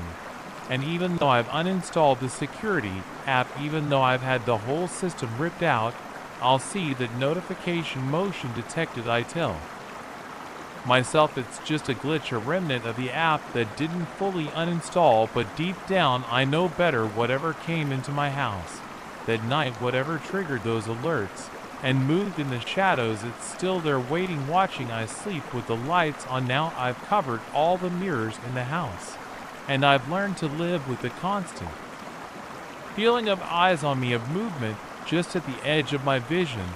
Because I know the truth now, our homes aren't the safe havens we think they are. The technology we rely on to protect us can just as easily be turned against us. And there are things out there, things that live in the spaces between what we can see and what we can explain, that are always looking for a way. And so, if you ever find yourself jolted awake by an unexpected alert from your home security system, think twice before dismissing it as a glitch, because sometimes the things that go bump in the night are all too real, and once they found a way into your home, into your life, they never really leave. They just wait patient and hungry. For the moment you let your guard down, for the moment you forget to check that alert, convince yourself it's nothing, because that's when they strike. And by then it's already too late. The sun was setting when we rolled into town, painting the sky in hues of orange and purple. It should have been beautiful. But something about the empty streets and shuttered windows made my skin crawl. As night fell, we realized our mistake. This wasn't just any small town, it was a trap. And we had driven right into it. It was supposed to be a fun family road trip. My wife Sarah, our 2 kids Tommy and Lisa, and I had been planning it for months. We were going to drive across the country, see all the cheesy tourist traps and natural wonders along the way, make memories. You know, we were about halfway through our journey when it happened. We'd been driving all day, the kids were getting cranky, and we were all ready for a break. That's when we saw the sign, "Welcome to Millbrook, population 506, last stop for 100 miles. What do you say we stopped for the night?" I asked Sarah as she nodded, relief evident on her face. The kids perked up at the prospect of stretching their legs. As we drove into town, I felt the first stirrings of unease. The streets were deserted, not a soul in sight. All the storefronts were dark, their windows covered with newspaper or heavy curtains. Must be a Sunday, Sarah said, but her voice lacked conviction. We found a motel on the edge of town, the only building with its lights on. The neon V vacancy sign flickered weakly. As we pulled into the parking lot, the man at the front desk was old, his skin papery and pale. He barely looked at us. As he handed over the key, his eyes fixed on something over our shoulders. When I turned to look, there was nothing there. Our room was musty and outdated, but we were too tired to care. We ordered pizza from the only place in town that seemed to deliver. The guy who brought it looked nervous, his eyes darting around as he practically threw the box at me and ran back to his car. As we ate, we could hear movement outside, shuffling footsteps, whispered conversations. Every time I went to the window to look, the street was empty, but I could feel eyes on us watching from behind those covered windows. The kids fell asleep quickly, exhausted from the day's travel. Sarah and I stayed up a bit longer trying to find something to watch on the ancient TV. That's when we heard it, a soft tapping at the door. I got up to answer it, but Sarah grabbed my arm. "Don't," she whispered, fear evident in her eyes. The tapping came again, more insistent this time. Then a voice, low and growly, "We know you're in there. Outsiders, come out, join us." My blood ran cold. I grabbed the chair from the desk and wedged it under the doorknob. The tapping turned to pounding. The single voice, joined by others, a chorus of "join us," rose from outside, growing louder and more frenzied with each passing second. Sarah was shaking the kids awake. "We have to go," she said, her voice trembling now. We grabbed what we could and made for the bathroom window. It was small, but we were desperate. I helped Sarah through first, then passed the kids to her. As I was squeezing through, I heard the door of our room splinter. We ran to our car. The sound of pursuit closed behind. As I fumbled with the keys, I caught a glimpse of our attackers in the rearview mirror. They looked wrong. Their movements were jerky, unnatural, and their eyes, God, their eyes were pitch black, reflecting the moonlight like pools of oil. The engine roared to life, and I floored tires, squealing as we peeled out of the parking lot. In the rear view mirror, I could see them flooding out of the motel, pouring into the street behind us. We raced through the town, taking turns at random, trying to find a way out. But every road seemed to lead us back to the center of town. It was like the layout of the streets was changing, shifting to keep us trapped there. Sarah shouted, pointing at a road leading out of town. I swung the car around, hope surging through me. But as we approached the town limit, our hopes were dashed. A crowd of townspeople stood there blocking the road. They stood unnaturally still, their black eyes fixed on our approaching car. I slammed on the brakes, the car skidding to a stop just feet from the human barricade. For a long moment nobody moved. We sat there, engine idling, staring at the wall of people in front of us. They stared back, unblinking. Then, as one, they began to move towards us. Their movements were puppet-like, jerky and uncoordinated, but they moved with purpose, closing in on our car from all sides. Dad Tommy's voice came from the back seat, small and scared. What's happening? I didn't have an answer for him.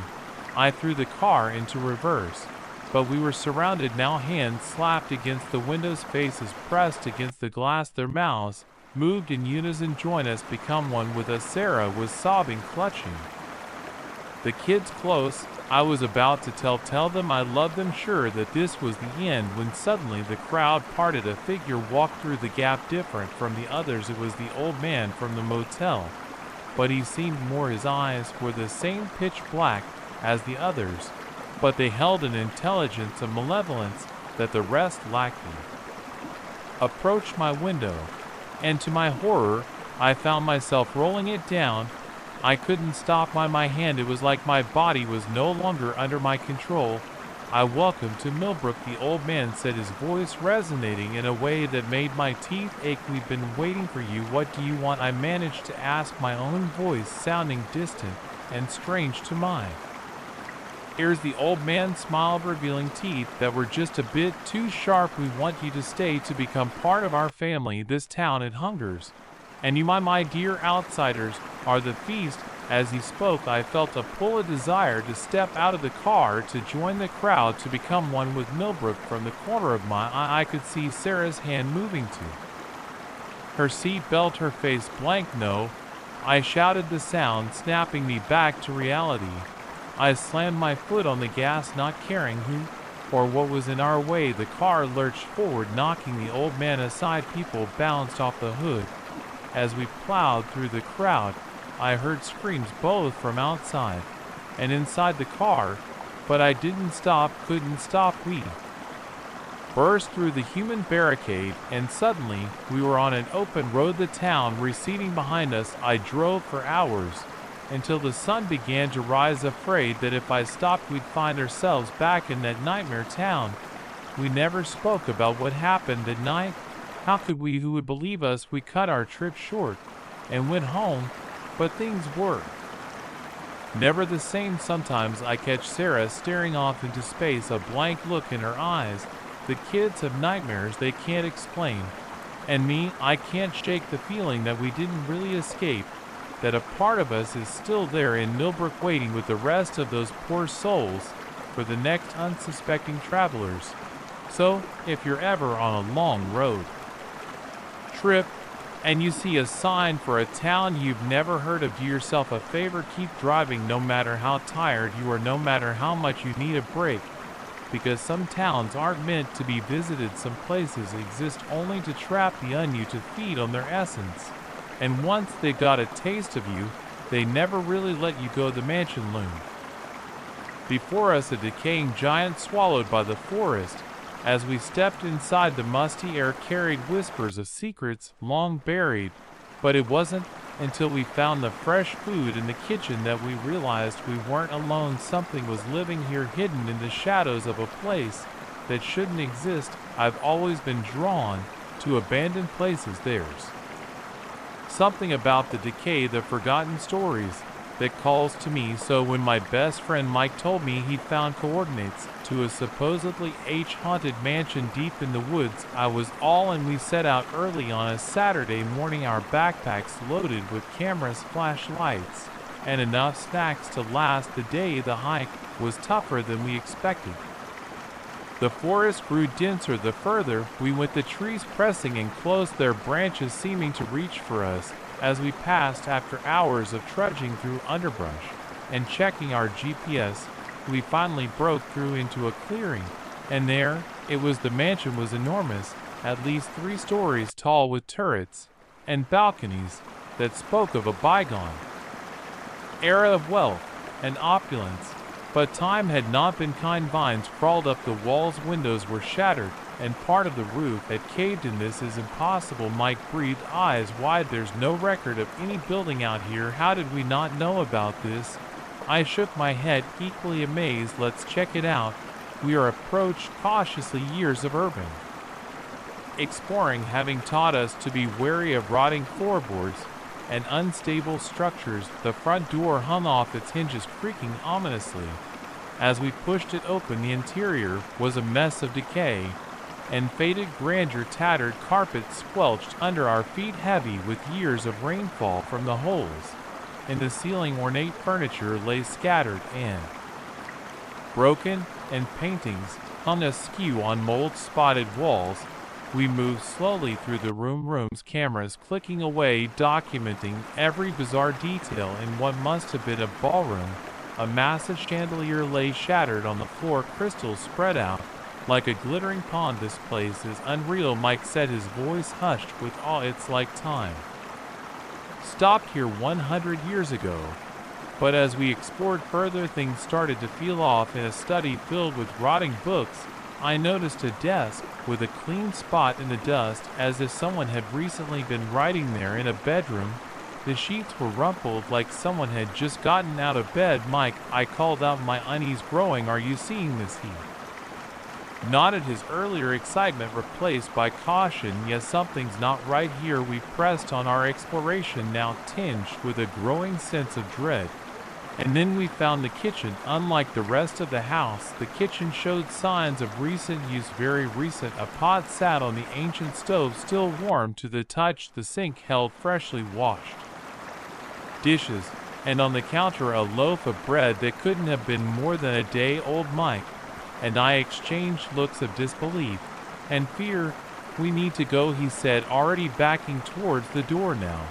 But before we could move, we heard it, footsteps coming from upstairs, heavy, deliberate steps that creaked on old floorboards. Panic surged through me. We bolted for the front door, all thoughts of caution forgotten. But as we reached the entrance hall, we found our path blocked. A figure stood there, tall and gaunt, dressed in clothes that looked as old and decayed as the house itself.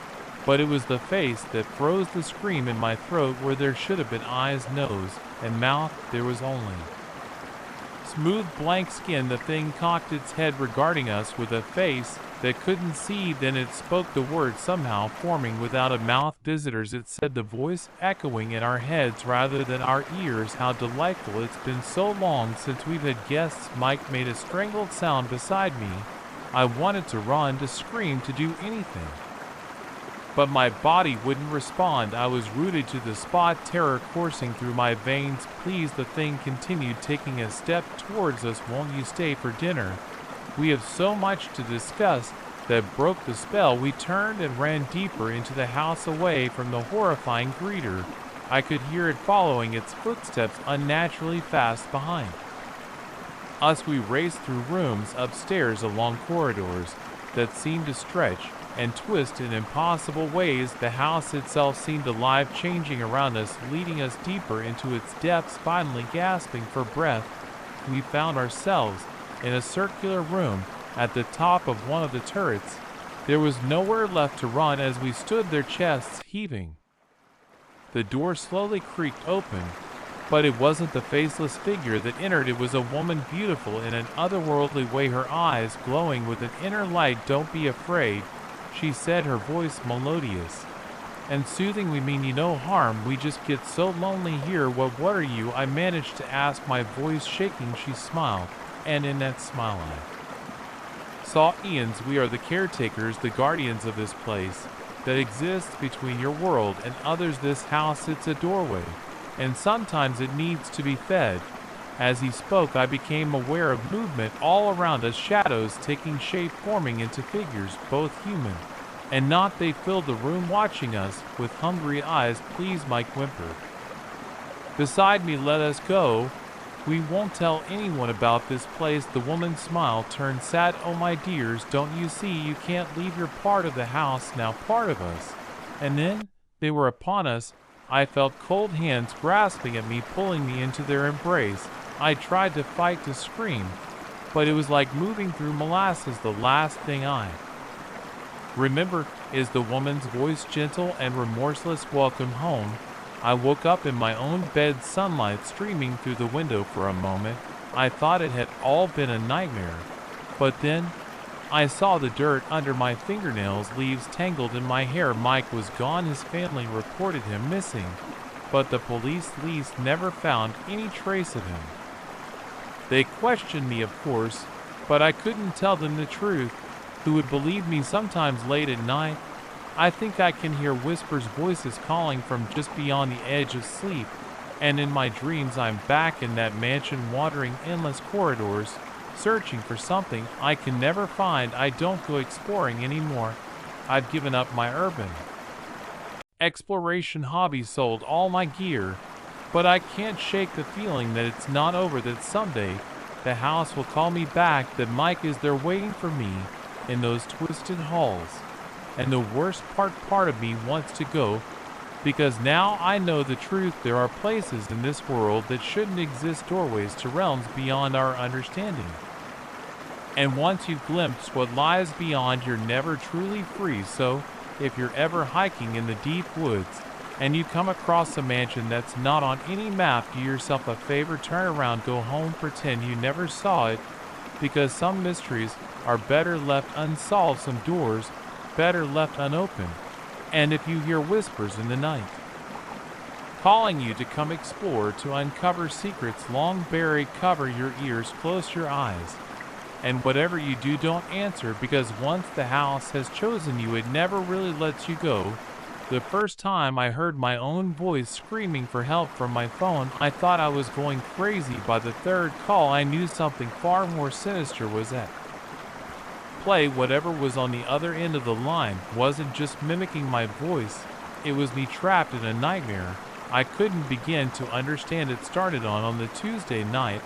I was settling in for a quiet evening at home, scrolling through social media and half watching some mindless reality TV show. My phone buzzed on the coffee table, displaying my own number on the caller ID. I frowned, assuming it was just another spoof robocall, but curiosity got the better of me, and I answered. "Hello," I said, expecting to hear a recorded message about an extended car warranty. Instead, I heard my own voice, panicked and breathless. "Help me, please, oh God, help me. They're coming there." The call cut off abruptly. I sat there, phone still pressed to my ear, a chill running down my spine. It had been my voice, no doubt about it, but how? And what the hell was going on? I tried to shake it off, tell myself it was just some elaborate prank. Maybe someone had used one of those AI voice cloning tools. But deep down I knew that wasn't it, the terror in that voice. My voice had been too real. I couldn't sleep that night, jumping at every little sound, half expecting to hear my own screams echoing through the apartment. When my alarm went off the next morning, I was already awake, staring at the ceiling with gritty, bloodshot eyes. I went through my day in a daze, unable to focus on work, constantly checking my phone. Part of me hoped it would ring again, so I could prove to myself that I wasn't going crazy. Another part dreaded that very thing. It was just after lunch when it happened again. Same number, same caller ID this time. I hesitated before answering, my hand shaking as I raised the phone to my ear. "Who is this?" I demanded, trying to keep my voice steady. "What do you want?" "Listen to me," my own voice hissed back, low and urgent. "You need to run, get out of the office now. They found me, and they'll be coming for you next. Please, you have to." The call cut off again, leaving me with a dial tone and a growing sense of dread.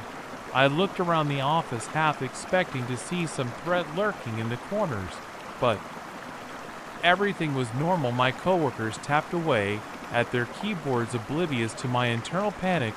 I made it through the rest of the day somehow, though I couldn't have told what I actually accomplished. As soon as 5 o'clock hit, I was out the door, racing home to what I'd try to figure out what was going on. I didn't know, but I knew I couldn't stay at the office a minute longer. That night, I started researching. I looked up everything I could find about phone spoofing, voice cloning, elaborate pranks. but nothing I found could explain what I was experiencing. The level of terror in those calls, the specificity of the warnings, it all felt too real to be faked. I was deep in a Reddit rabbit hole about parallel universes when my phone rang for the third time. I almost didn't answer it, but I had to know this time. There was no mistaking the background noises, screams, and human roars, the sound of tearing metal. And over it all, my voice ragged and desperate. Listen carefully, I heard myself say, I don't have much time, you need to understand. This isn't a prank or a joke, I'm you from another timeline, another reality. Something's broken the barriers between worlds, and they're coming through. You need to. There was a sound like reality tearing apart, and the call went dead. I sat there in the dark, my phone clutched in a white-knuckle grip, trying to process what I just heard. It was insane, impossible, but some part of me knew it was true. Over the next few days, the calls kept coming. Sometimes it was warnings, frantic attempts by my other self to prepare me for something. Other times it was just screams, the sounds of battle, glimpses into a war I couldn't see or understand. I stopped going to work, stopped answering calls from anyone but myself. I taped over my windows, stockpiled food and water, prepared for I didn't know what. A week after the first call, things changed. I was jolted awake by my ringtone, fumbling for the phone in the dark. They're here, my voice said, calm now, resigned. I'm sorry. I tried to warn you, to prepare you, but there's nothing we can do now. They're coming for you just like they came for me, all of us across every timeline. I hope your reality lasts longer than mine did. Goodbye, and good. The call cut off mid, but this time it wasn't replaced by a dial tone. Instead, I heard something, a sound that made my teeth ache and my vision blur, a noise that shouldn't exist in our reality. And then I saw it, a tear in the air itself, like reality was a sheet of paper. Someone had taken scissors to through the tear. I caught glimpses of things, shapes that hurt to look at, that my mind couldn't quite process. I ran out of my apartment, down the stairs, into the street, but everywhere I looked I saw more tears forming, more of those impossible things pushing through. People were screaming now, running from horrors I could barely comprehend. Cars crashed as drivers caught sight of things that shouldn't exist. The sky itself seemed to be splitting apart, revealing a void beyond that was somehow alive and hungry. I kept running, though I knew it was hopeless. I could feel reality crumbling around me, the laws of physics breaking down. Gravity flickered on and off, buildings twisted into impossible shapes, and everywhere those things poured through. The tears as I felt my own reality begin to tear apart. My phone rang one last time. I answered it, knowing what I'd hear, my own voice, tired and sad. I'm sorry, it's too late for us, but maybe somewhere out there in some other timeline, another version of us will figure it out. We'll stop this before it starts. Good luck. The world dissolved around me, and I felt myself falling through layers of broken realities. In that last moment, I realized something. I needed to warn myself to try and stop this, even if it was futile. With the last of my strength, I focused on a time before all this started. I reached out across dimensions I didn't understand and made a call. Hello, I heard my own voice answer, blissfully unaware of what was coming. Help me, I screamed into the void. Please, oh God, help me, they're coming there. And then I was gone, scattered across a million shattered realities. But somewhere out there, I knew another me is just beginning this nightmare, and maybe, just maybe, they'd find a way to stop it. So, if you ever get a call from your own number and hear your own voice screaming for help, listen carefully. Your entire reality might depend on it, because sometimes the call is coming from inside the multiverse, and the danger is more real than you could ever imagine. The first time I saw my reflection blink, I thought it was a trick of the light. The second time, I convinced myself I was overtired. But when it started moving independently, whispering things only I could hear, I realized I was trapped in a nightmare that defied all logic. It all began on a Tuesday evening. I'd just gotten home from a long shift at the Hospital, my eyes heavy with exhaustion as I stumbled into my bathroom to wash up before bed. I caught a glimpse of movement in the mirror for a split second. I could have sworn my reflection's eyes moved before mine. Did I blink hard, shaking my head? Get it together, Sarah. I muttered to myself, you're just tired. But as the days passed, these odd occurrences became more frequent. My reflection would smile a fraction of a second before I did. Its hand would twitch when my mind was still. Tiny discrepancies, but enough to send a chill down my spine every time I noticed them. I started avoiding mirrors, hurrying past them with my eyes averted. I covered the one in my bathroom with a towel, ignoring the odd looks from my roommate.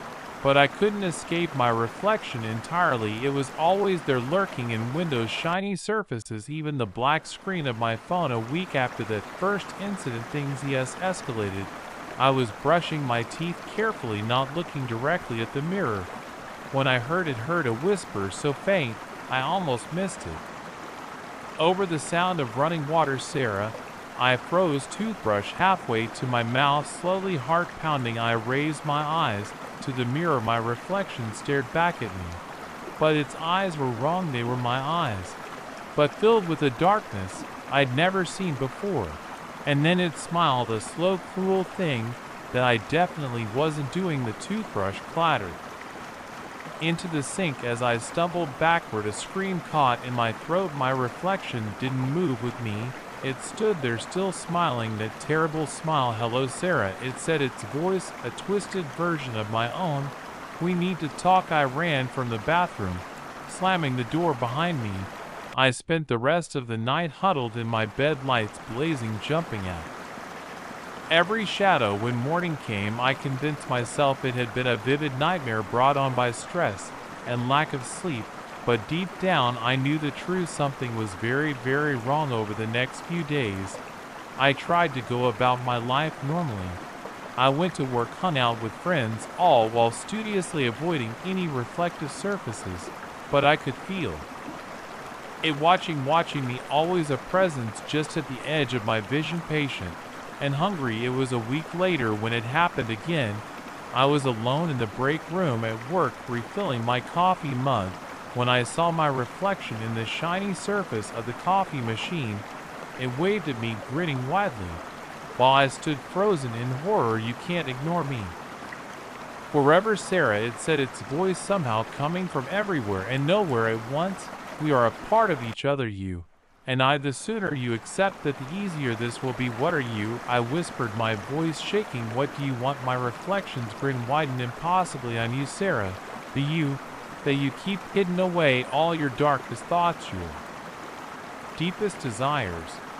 And what I want out. I dropped my mug, hot coffee splashing across the floor. More. By the time I looked back at the coffee machine, my reflection was normal again, mirroring my terrified expression. At night, I finally broke down and told my roommate Lisa what was happening. I expected her to think I was crazy, to suggest I see a therapist. Instead, her face went pale. Oh God, she whispered, it's happening to you too. My blood ran cold. What do you mean? To Lisa's eyes darted around the room, as if afraid of being overheard. It started for me a month ago. My reflection, it started doing things I wasn't doing, saying things, horrible things. She shuddered. I thought I was losing my mind. What did you do? I asked, desperate for any solution. I tried to ignore it at first, but it just got worse. It had started trying to convince me to do things, terrible things. Lisa's voice dropped to a whisper. I think it's trying to take over. A chill ran down my spine. Take over? How? But before Lisa could answer, we heard a crash from her bedroom. We rushed to investigate, but the room was empty. The only thing out of place was her full-length mirror, now lying shattered on the floor, and in each shard of glass we saw Lisa's reflection, laughing silently. From that moment on, things spiraled out of control. Our reflections became bolder, appearing in every reflective surface we encountered. They whispered, constantly urging us to give in, to let them take control.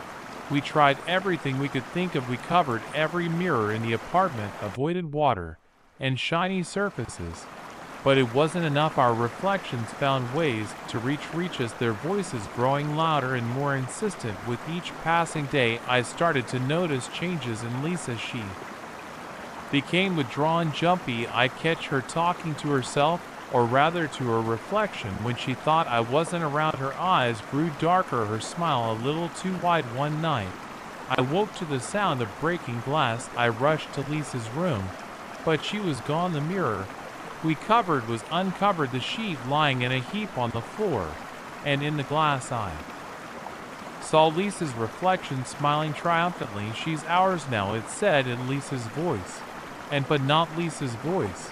"And soon you will be too." I ran. I didn't stop to pack, didn't stop to think. I just ran out of the apartment into the night. But no matter how far I went, I couldn't escape. Every window I passed, every puddle on the street showed me my reflection. Watching, waiting, I've been on the run for weeks now. I don't know how much longer I can hold out. My reflection is always there, growing stronger as I grow weaker. Sometimes I catch myself moving in ways I didn't intend, saying things I didn't mean to say. I'm losing control bit by bit. I'm writing this as a warning. If you start to notice odd things about your reflection, if it seems to move on its own, if you hear whispers when you're alone, don't ignore it. Don't pretend it's not happening, because by the time you accept the truth, it might be too late. They're out there, these dark reflections of ourselves, waiting for a moment of weakness, a crack in our reality that they can slip through. And once they're out, they'll do anything to stay. So be careful the next time you look in a mirror. The face looking back at you might not be your own. And if you see it smile when you're not smiling, if you hear it whisper when your lips aren't moving, run, and don't look back, because in the end, the most terrifying monster isn't the one lurking in the shadows. It's the one staring back at you from the other side of the glass, wearing your face and knowing your deepest, darkest secrets. And it's hungry, so very, very hungry. The day my smartwatch started predicting deaths, I thought it was a glitch. When the predictions came true, I realized I was caught in a nightmare of my own making. With each countdown, another life hung in the balance, and I was powerless to stop it. It all started innocently enough. I'd always been a tech enthusiast, eager to try out the latest gadgets. So when the new UltraFit smartwatch hit the market, boasting advanced health monitoring and predictive algorithms, I was first in line to get one. For the first few weeks, it was great. The watch tracked my steps, monitored my heart rate, even analyzed my sleep patterns. I became obsessed with optimizing my health metrics, constantly checking the app for new insights.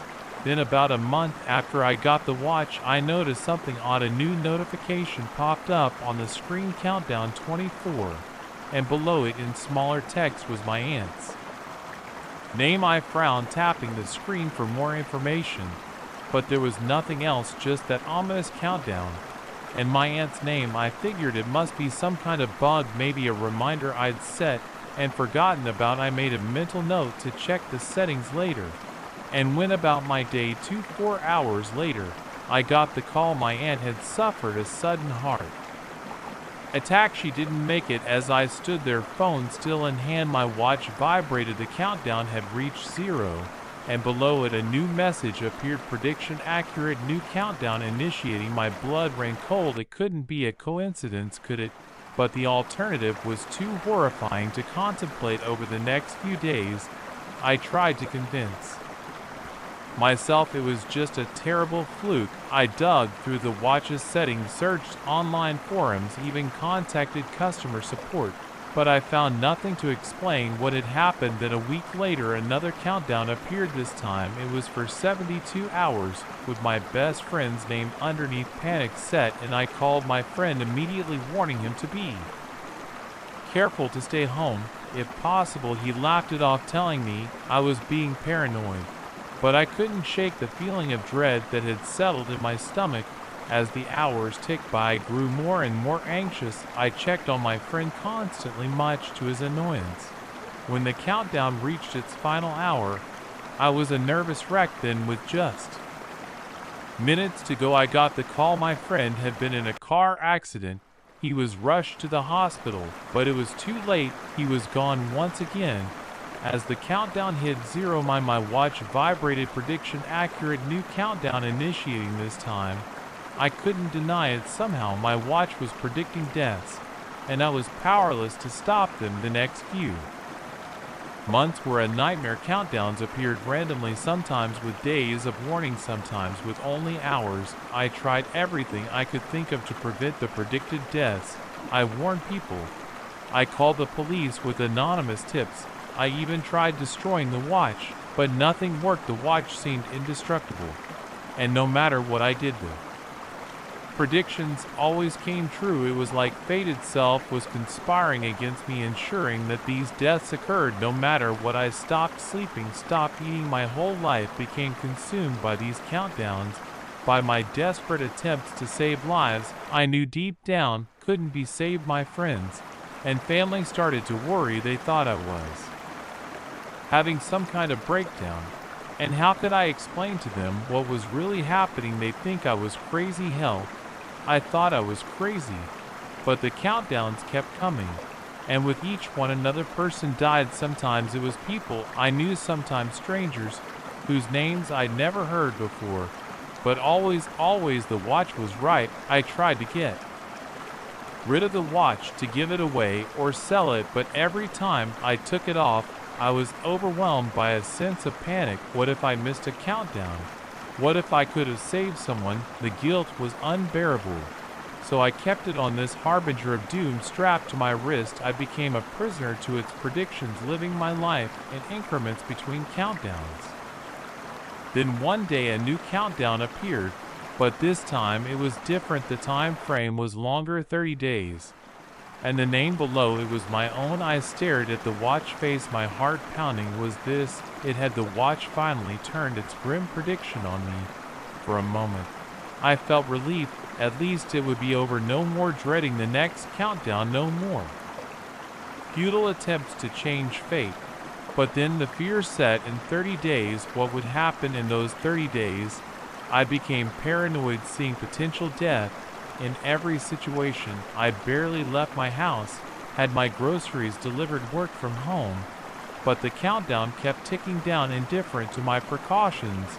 As the final day approached, I was a wreck. I'd said goodbye to my family and friends, settled my affairs. All that was left was to wait. With 1 hour to go, I sat in my living room, staring at the watch. The seconds ticked by, each one bringing me closer to what I didn't know. And that was the most terrifying part. As the countdown reached its final minute, I closed my eyes, bracing myself for what he was to come. The watch vibrated. I opened my eyes, expecting, I don't know what I expected, death, pain, some kind of cosmic reckoning. But I was still there, still alive. I looked down at the watch. The screen was blank for a moment. Then a message appeared: prediction cycle complete, resetting. And just like that, it was over. The watch returned to its normal function, showing the time, my heart rate, my step count. No more countdowns, no more deaths. I sat there for a long time trying to process what had happened. Had it all been some sort of test, a glitch in the system, or something more? Something I couldn't begin to understand. In the days that followed, I waited anxiously for another countdown to appear, but none came. The watch was just a watch again, but I was changed. How could I not be? After months of predicting deaths, of carrying that terrible knowledge, I found myself looking at people differently, wondering about the fragility of life, the inevitability of death. I kept the watch, though I don't wear it anymore. It sits in a drawer, a reminder of that impossible time. Sometimes late at night, I take it out and turn it on, half expecting to see another countdown. But it remains silent, its dark secrets locked away. I don't know if what happened to me was real, or if I somehow experienced the most elaborate delusion in history. But I do know this: we're all on a countdown, whether we can see it or not. And maybe the real lesson isn't about trying to change fate, but about making the most of the time we have. So, if you ever come across a smart watch that seems too good to be true, that offers insights beyond what should be possible, think twice before putting it on. because some knowledge comes at too high a price, and once you glimpse the workings of fate, you can never unsee them. As for me, I've learned to live with uncertainty, to appreciate each day as it comes, because in the end it's not about how much time we have, but what we do with it. And I for one am done counting down the elevator doors open to reveal a floor that shouldn't exist. And in that moment, I knew our building held secrets darker than I could have ever imagined. Little did I know stepping out onto that impossible level would plunge me into a nightmare from which there might be no escape. I've lived in the Greystone Apartments for years now. It's a decent enough place, not too fancy, but clean and well-maintained. 15 floors of mostly young professionals and small families. I'm on the 10th floor, me with a view of the city skyline that almost makes up for the constant noise of traffic below. That fateful day started like any other. I was heading to work, coffee in hand, barely awake as I waited for the elevator. When it arrived, I stepped in without really looking, my mind already on the day ahead. It wasn't until the doors were closing that I noticed I wasn't alone. A woman stood in the corner, so still and quiet I'd almost missed her. She was pale, with long dark hair that fell over her face. Something about her sent a chill down my spine, but I couldn't put my finger on why. I nodded politely and pressed the button for the lobby. The woman didn't move or acknowledge me. As the elevator descended, I found myself stealing glances at her, trying to place why she seemed so odd. Was she a new tenant? I was pretty sure I knew everyone in the building, at least by sight. We passed the 2nd floor, and suddenly the elevator jerked to a stop. The lights flickered, and for a hard stopping moment, I thought we were going to plummet. But then everything stabilized, and the doors slid open. What I saw made my breath catch in my throat. Instead of the lobby or any floor I recognized, the doors had opened onto a long, dimly lit corridor. The walls were a sickly green color, the paint peeling in places to reveal dark stains underneath. Flickering fluorescent lights cast strange shadows, and the air that wafted and smelled musty and wrong. I stood there frozen in confusion and the beginnings of fear. This wasn't right. Our building didn't have a floor like this. I turned to the woman, about to ask if she knew what was going on, but the words died in my throat. She was looking directly at me now, and her eyes, God, her eyes were solid black like empty pits in her pale face. She smiled, revealing teeth that were just a bit too sharp. Your floor, she said, her voice a raspy whisper that seemed to echo in this small space. Before I could react, she was behind me, her cold hand on my back with surprising strength. She shoved me out of the elevator. I stumbled forward, nearly dropping my coffee. By the time I regained my balance and spun around, the elevator doors were already closing. The last thing I saw was that terrible smile. And then I was alone in the impossible corridor. For a long moment, I just stood there trying to make sense of what had happened. This had to be some kind of mistake, right? Maybe I was still asleep, and this was all some bizarre dream. But the musty air filling my lungs felt all too real, as did the cold dread settling in my stomach. Tentatively, I took a few steps down the corridor. The fluorescent lights buzzed overhead, the sound unnaturally loud in the silence. Doors lined the hallway on both sides, their paint chipped, and peeling. The numbers on them faded almost to illegibility. I tried the nearest door, but the knob wouldn't budge. Same with the next one and the next, all locked. As I moved deeper into the corridor, I became aware of sounds coming from behind the doors, muffled voices crying, and once a scream that cut off abruptly.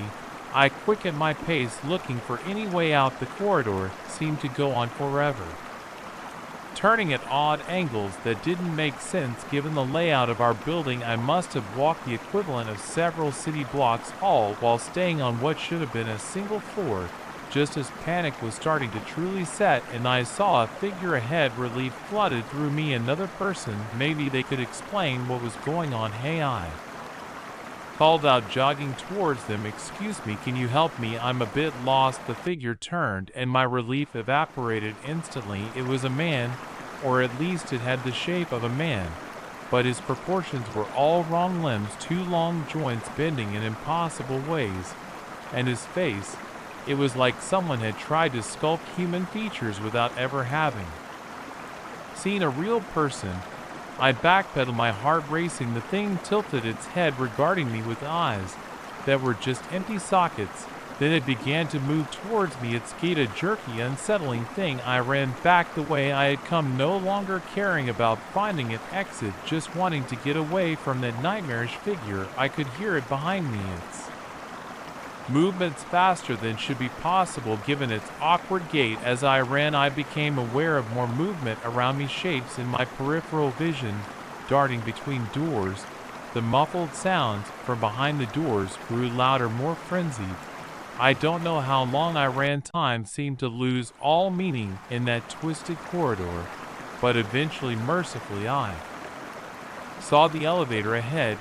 I put on a final burst of speed, practically throwing myself at the doors. To my immense relief, they opened. I dove inside, frantically jabbing at the button for my floor. As the doors began to close, I caught a glimpse of the corridor beyond. It was filled with figures, now all shapes and sizes, all wrong in ways I couldn't quite process. They surged towards the elevator, a tide of nightmares. The doors slid shut just in time. I felt the elevator begin to move, and I sagged against the wall, gasping for breath. When the doors opened again, I was back on my floor. The familiar hallway with its inoffensive beige walls and generic artwork had never looked so beautiful. I stumbled to my apartment, locked the door behind me, and called in sick to work. I spent the day trying to convince myself that what I'd experienced wasn't real. It couldn't be real, but deep down I knew the truth. Something impossible existed in our building, a floor that defied logic and reason.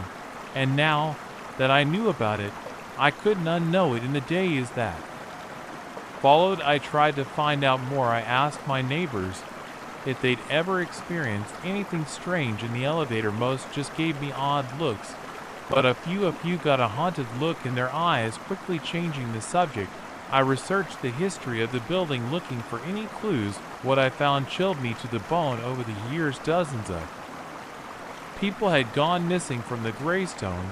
They were just gone, no traces, no explanations. Had they found that impossible floor? Were they still there, trapped behind those locked doors? I couldn't bring myself to move out. Where would I go? How could I live with myself knowing what I knew and doing nothing? So I stayed, but I took the stairs every time. No matter how tired I was, no matter how many floors I had to climb, because I knew that somewhere in our building that impossible floor was waiting.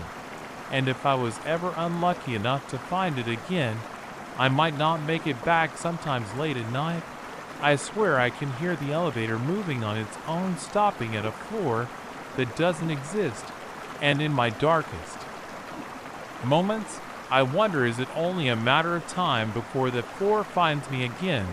So if you ever find yourself in an elevator that opens onto a floor that shouldn't be there, take my advice, don't step out, no matter what you see, no matter who tells you to, because some doors, once open, can never truly be closed again.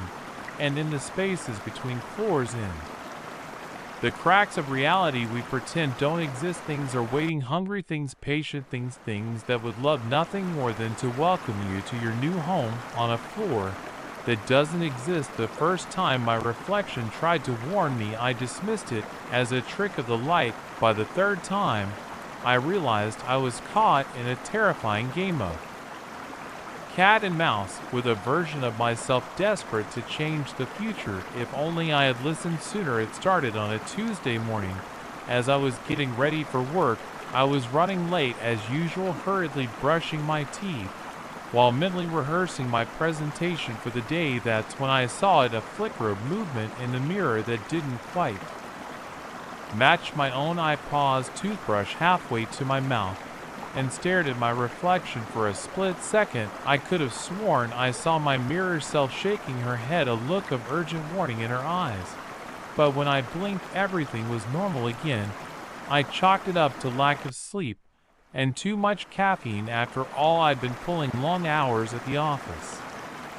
Preparing for this big presentation, it was natural to be a little jumpy. Right, the day went by in a blur of meetings and last-minute preparations. By the time I got home that evening, I had all but forgotten about the strange incident in the bathroom.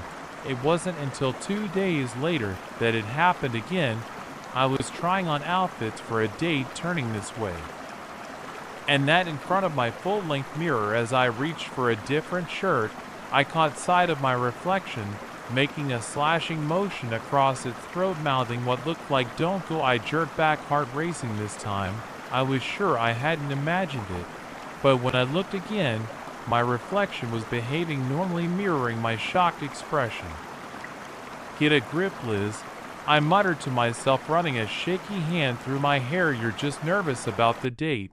But even as I said it, I knew it wasn't true. Something was very, very wrong. I ended up canceling the date, too unsettled to go out that night.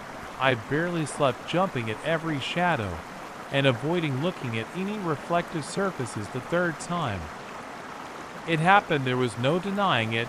I was at work washing my hands in the bathroom when my reflection suddenly pressed its palms against the glass, its eyes wide with fear. "Listen to me." I saw it mouth urgently. "You're in danger." I stumbled backward, a scream caught in my throat. A coworker entering the bathroom gave me an odd look, but I barely noticed. I was too focused on the mirror, where my reflection was now back to normal, looking as terrified as I felt. That was the moment I knew I couldn't ignore it anymore. Something impossible was happening, and if I didn't figure it out soon, I had a feeling I'd regret it. Over the next few days, I became hyper-aware of every reflective surface around me.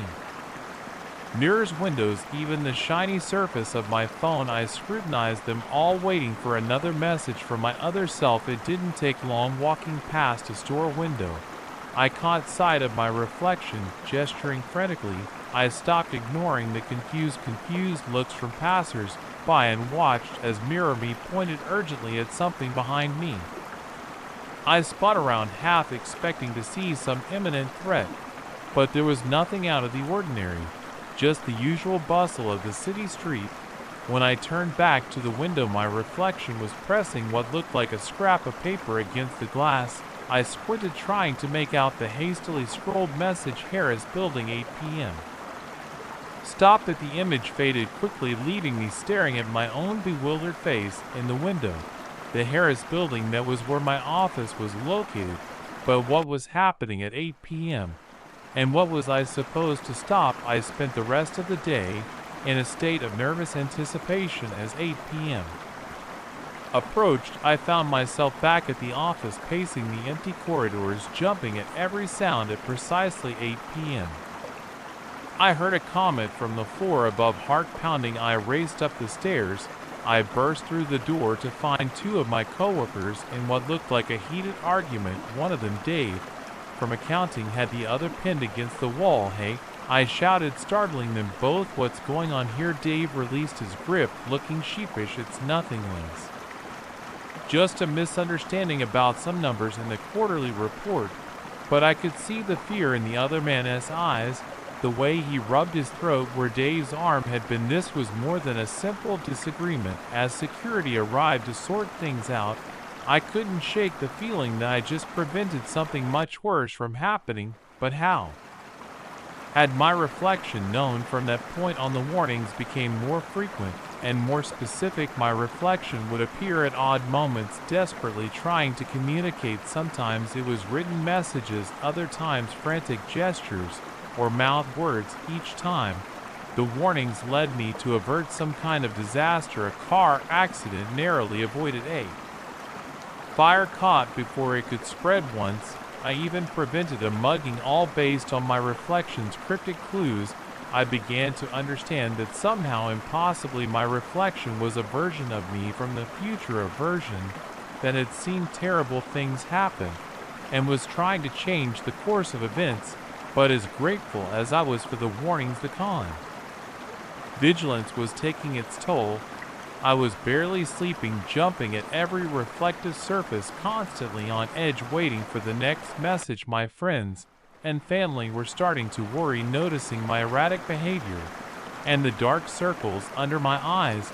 Then came the warning that changed everything. I was at home listlessly channel surfing when my reflection appeared in the black screen of the turned-off laptop on my coffee table. It looked worse than I'd ever seen it. Hair disheveled, eyes wild with fear and exhaustion. It's coming, my reflection mouthed, looking over its shoulder, as if expecting something to pounce at any moment. Can't stop and hide.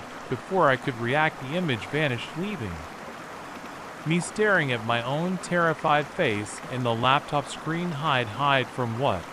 And what did it mean? It couldn't be stopped. For the next week, I was a nervous wreck. I called in sick to work, barricaded myself in my apartment, and waited for whatever apocalyptic event my future self had warned me about. But nothing happened. Days passed, and the world continued to turn. No disasters, no accidents, not even a stubbed toe.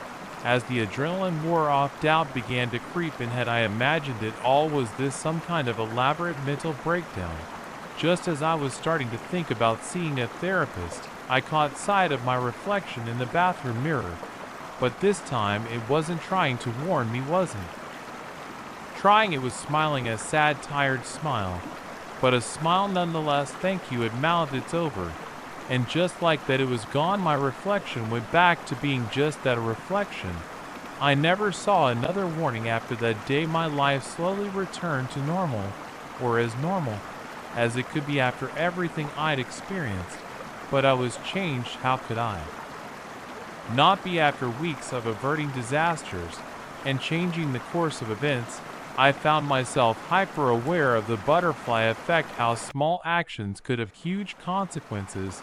I never knew exactly what catastrophe my future self had been trying to prevent. Maybe it was something big, a culmination of all the smaller events I'd changed, or maybe it was something more personal, a tragedy that would have set my life spiraling in a different direction. Whatever it was, I'm grateful to that other version of myself who fought so hard to change things, who broke the laws of physics to send warnings back through time.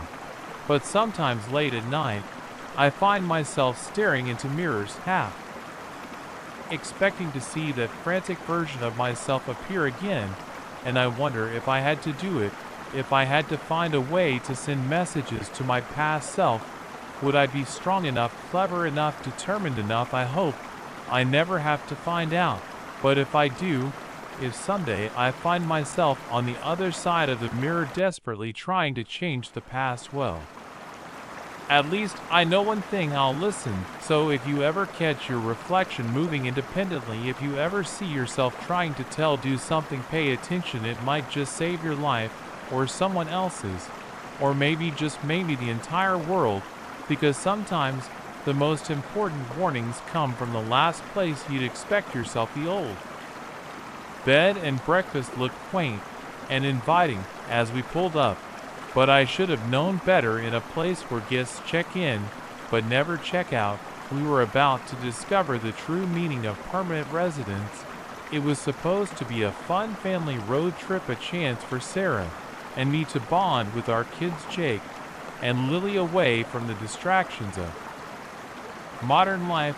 We'd been driving for hours, the kids getting crankier by the minute. When we saw the sign, Willow Creek BB next exit. What do you say we call it a night? I asked Sarah, who nodded wearily from the passenger seat. The GPS led us down a winding country road deeper into the wood than I'd expected. Just as I was starting to wonder if we'd made a wrong turn, the trees parted to reveal a large Victorian house, its white paint gleaming in the late afternoon sun while Jake breathed from the back seat. It looks like something out of a movie. As we pulled into the gravel driveway, an elderly woman emerged from the front door, her silver hair caught up in a neat bun. She smiled warmly as we got out of the car, stretching our stiff limbs. "Welcome to Willow Creek," she said, her voice as warm and inviting as fresh-baked cookies. "I'm Martha. You must be the Thompsons." I blinked in surprise. "Yes, But how did you know? Martha's smile widened. Oh, we don't get many visitors out this way. I just assumed. Now let's get you folks settled in. As we followed Martha inside, I couldn't shake a niggling feeling of unease.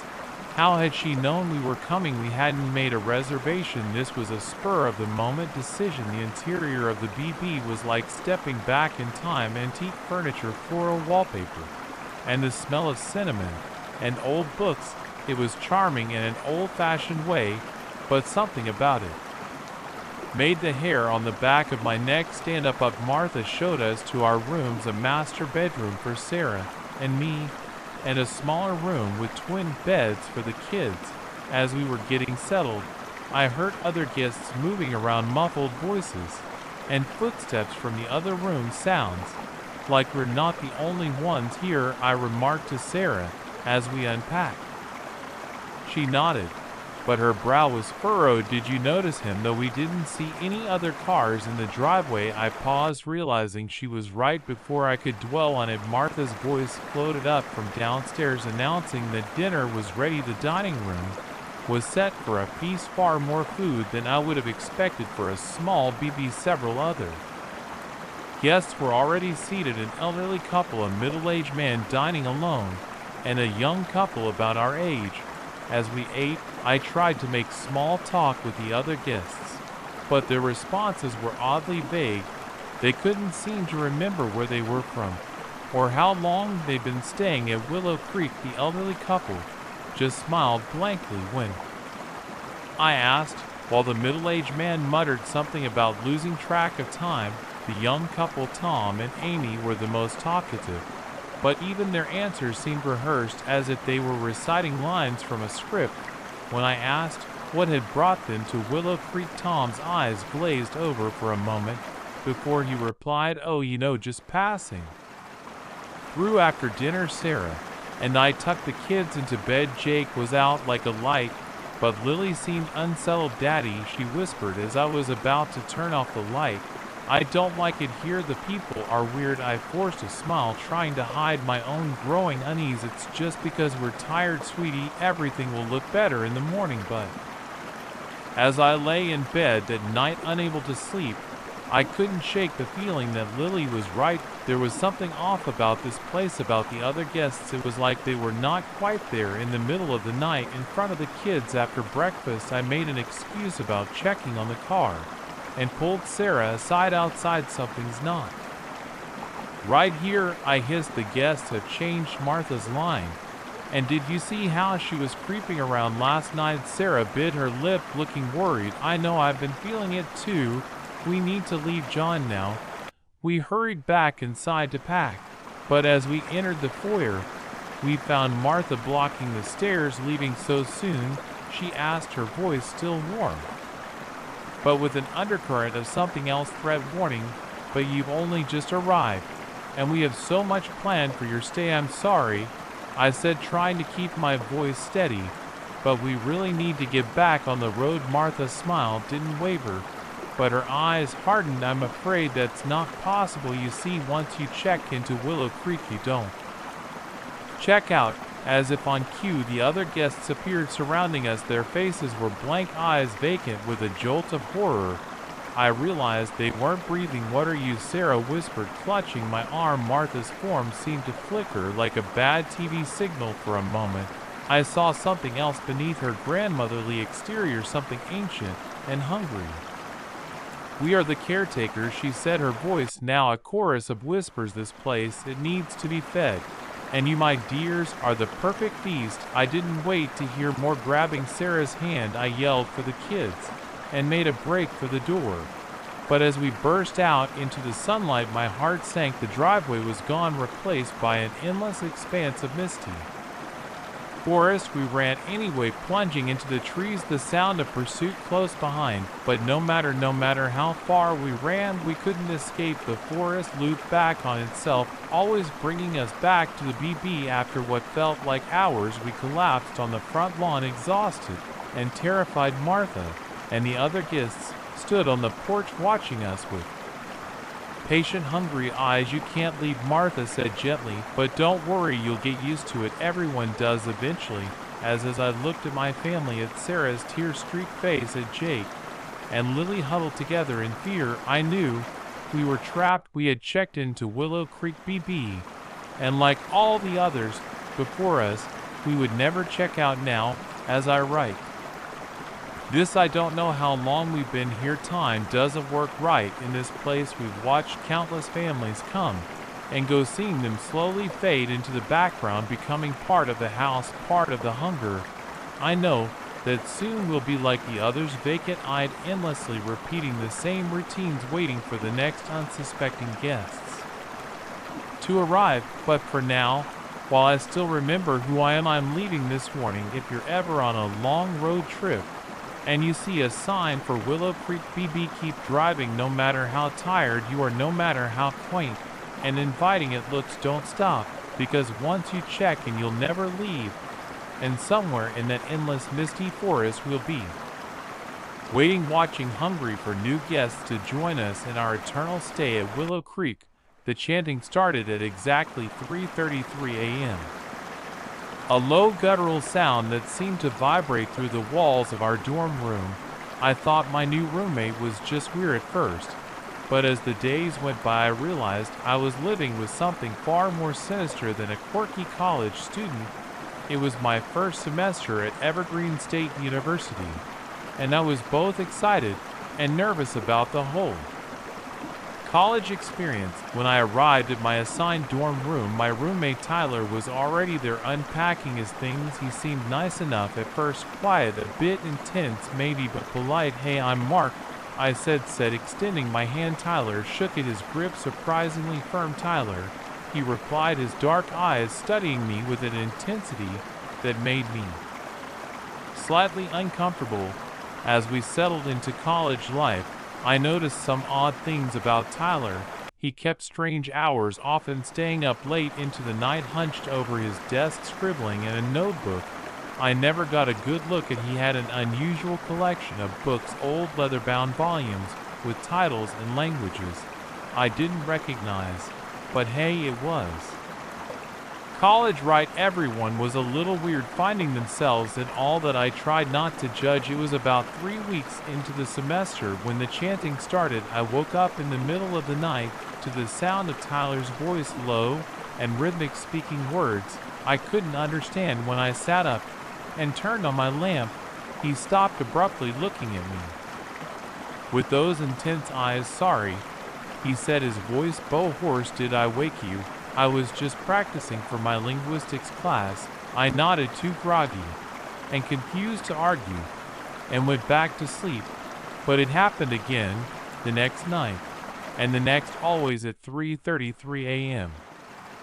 Always the same guttural chanting. I started to dread going to sleep, knowing I'd be woken by those eerie sounds. I tried talking to Tyler about it, but he always brushed it off with vague excuses: linguistics, practice, meditation, even sleep talking. He had an explanation for everything. But as the weeks went on, stranger things began to happen. Objects in our room would move on their own. When Tyler was out, I'd come back from class to find my textbooks rearranged or my laptop open to websites I'd never visited, full of symbols and text I couldn't read. One night, I woke up to find Tyler standing over my bed, staring at me with eyes that seemed to glow in the darkness.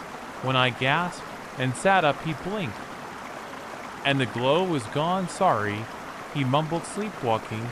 I didn't believe him, but what could I say? That I thought my roommate was some kind of demon. I started spending less time in the room, hanging out in the library or at friends' places until late at night. But no matter how late I came back, Tyler would be awake, scribbling in that notebook or reading those strange books. About 2 months into the semester, things escalated. I woke up one night to the usual chanting, but this time it was louder, more frenzied. I opened my eyes to see Tyler standing in the center of the room, arms raised, that notebook open on the floor in front of him. The air in the room felt thick, charged with some kind of energy I couldn't explain. As Tyler chanted, the pages of the notebook began to turn on their own, faster and faster. Tyler I shouted, panic rising in my throat. "What the hell are you doing?" He turned to look at me, and I saw that his eyes were completely black, no whites visible at all. When he spoke, his voice was deeper, resonating in a way that made my teeth ache. "The doorway is opening," he said, grinning. "They're coming through." Before I could respond, a wind whipped up in the room, scattering papers and knocking books off shelves. In the center of the whirlwind, just above the notebook, the air seemed to ripple and tear. Through the tear, I saw something, shapes that hurt my eyes to look at, directly moving in ways that shouldn't be possible. I heard sounds that no human throat could make, saw colors that shouldn't exist. I scrambled out of bed, pressing myself against the wall, as far from that impossible tear in reality as I could get. "Tyler, stop!" I screamed, but my voice was lost in the howling wind and the otherworldly sounds coming from the rift. Tyler turned to me, his face split in a manic grin. "It's too late to stop it," he said, his voice still the deep, unnatural tone. "They're here, and they're hungry." As he spoke, something began to emerge from the rift, a limb, if you could call it that, a raised mass of tentacles and eyes and mouths, all shifting and changing in nauseating ways. In that moment, blind panic took over. I didn't think, I just acted. I lunged forward, grabbed Tyler's weird notebook, and threw it across the room. It hit the window, knocking it open, and a gust of cool night air rushed, and the effect was immediate. The rift seemed to waver, the thing trying to come through it recoiling as if burned by the night air. Tyler screamed, a sound of fury and frustration that was barely human. I didn't wait to see what would happen next. I ran out of the room, down the hallway, not stopping until I was outside the dorm building, gasping for breath in the cool night air. When campus security arrived, drawn by the commotion, they found our room in chaos, papers everywhere, furniture overturned, that strange notebook smoking slightly where it had landed by the open window. But Tyler was gone. In the days that followed, as the police investigated and the university tried to make sense of what had happened, I struggled to come to terms with what I'd seen. No one believed my story about rifts in reality and otherworldly creatures. They assumed Tyler had some kind of psychotic break, maybe was on drugs. But I knew the truth. I'd seen it with my own eyes, heard it with my own ears. Something had almost come through into our world at night, something ancient and hungry and utterly alien. I switched dorms after that, then switched schools entirely the next semester. I couldn't bear to be in that place anymore.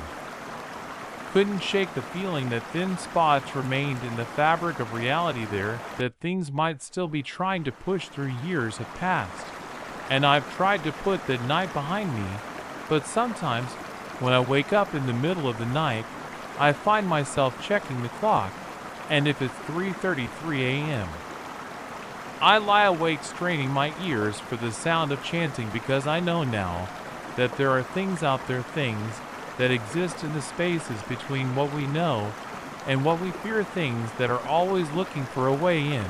And sometimes all it takes is one person, one ritual, one moment of weakness to open a door that should stay forever closed. So if you ever find yourself with a roommate who keeps odd hour, who chants in languages you don't understand, who has books that make your eyes hurt to look at, be careful, be very, very careful, because you might just be living with someone who's trying to invite something into our world that should never ever be here.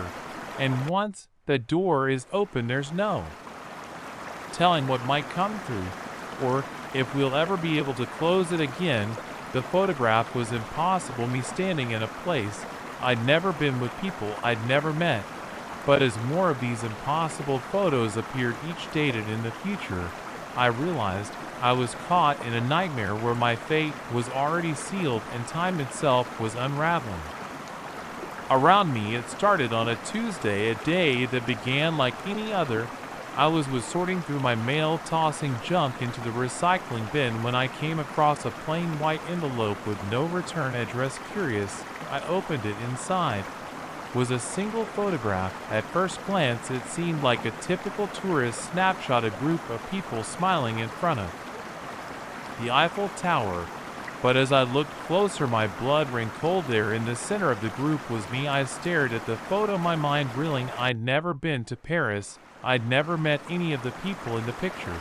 And yet there I was, clear as day, smiling at the camera, as if I didn't have a care in the world. Flipping the photo over, I saw a date written in neat handwriting: June 15th, 2024. 6 months in the future. I sat down hard, the photo trembling in my hands. This had to be some kind of mistake, right? A prank maybe, or a really good Photoshop job.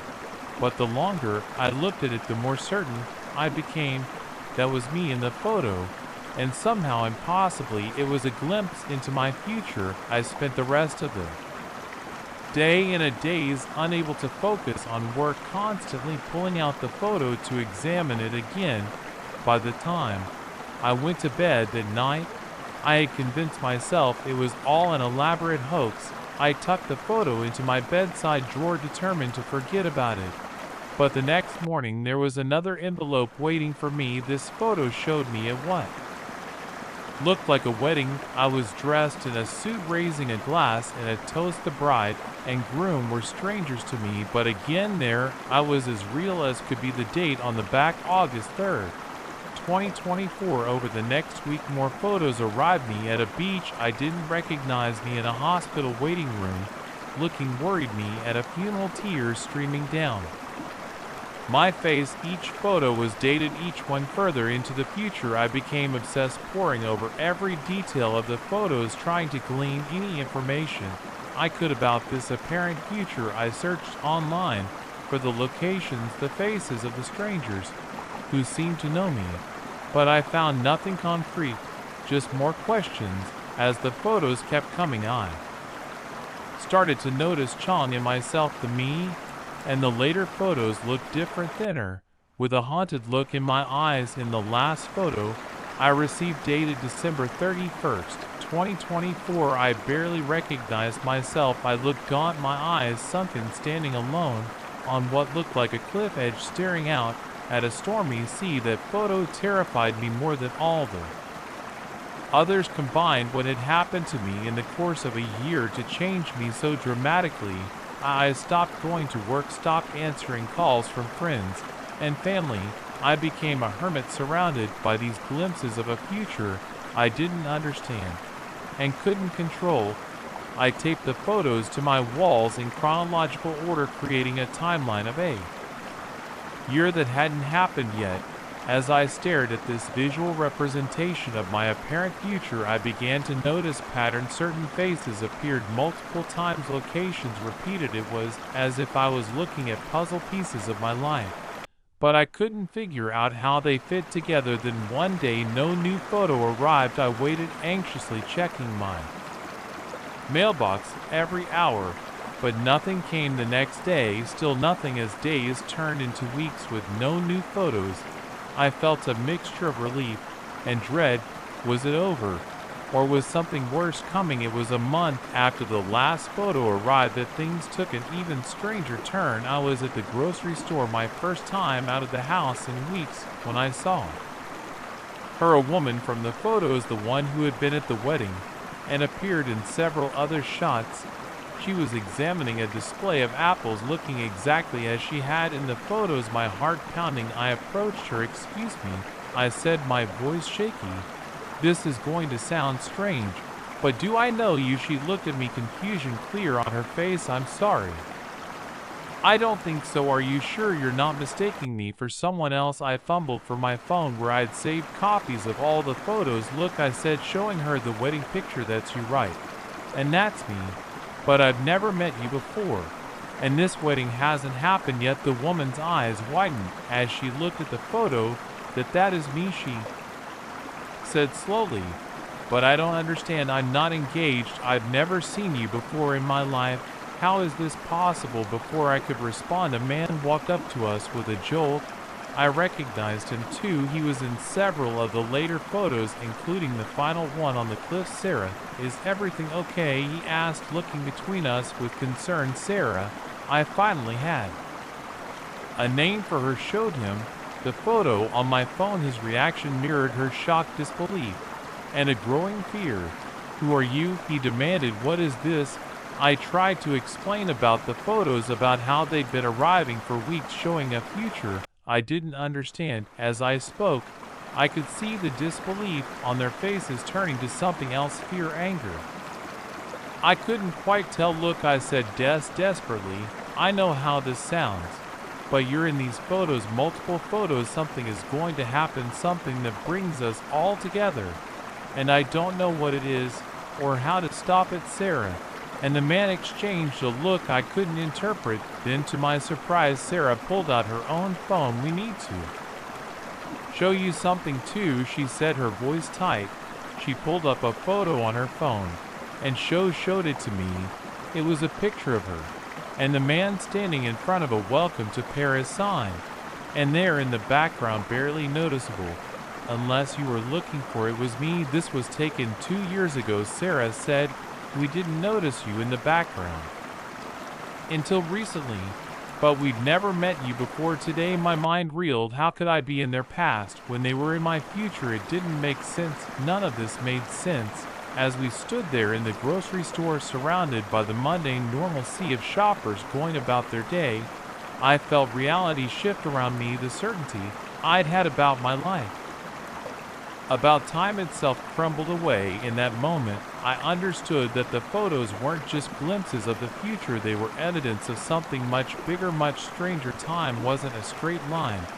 It was a web, a tangle of possibilities and paradoxes.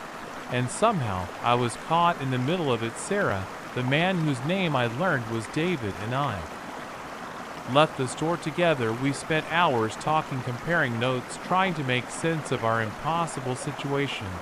But the more we talked, the more complex it became. It wasn't just the three of us. There were others in the photos, other lives entangled in this temporal mess. As night fell, we made a decision. We would find the others. We would piece together this puzzle, no matter where or when it took us, because one thing was clear: the future in those photos, my gone, haunted future self on that cliff, was a warning. Something was coming, something big, and somehow we were at the center of it. I don't know what's going to happen next. I don't know if we can change the future shown in those photos, or if by trying to change it we'll only ensure it happens. But I do know this time is not what we thought it was. Reality is more fragile, more malleable than we ever imagined, and somewhere out there our future selves are taking photos, sending them back, trying to warn us or guide us, or maybe, just maybe, asking for our help. So if you ever receive a photo of yourself in a place you've never been, with people you've never met, pay attention. It might not just be a glimpse of your future, it might be the beginning of it, unraveling a cascade of cause and effect that spans time itself. Because in a world where time is broken, where the future can influence the past, anything is possible, and the only way forward might just be to embrace the impossible. The scream echoed through the forest, freezing my blood and stopping me in my tracks. As a park ranger, I'd heard plenty of animal calls, but this was something else entirely. Little did I know that unearthly sound was just the beginning of a nightmare that would challenge everything I thought I knew about the wilderness. I called home. My name's Jack, and I've been a ranger at Blackwood National Park for going on 15 years now. I thought I knew every inch of these woods, every creature that called them home. But that night, like and subscribe for 4.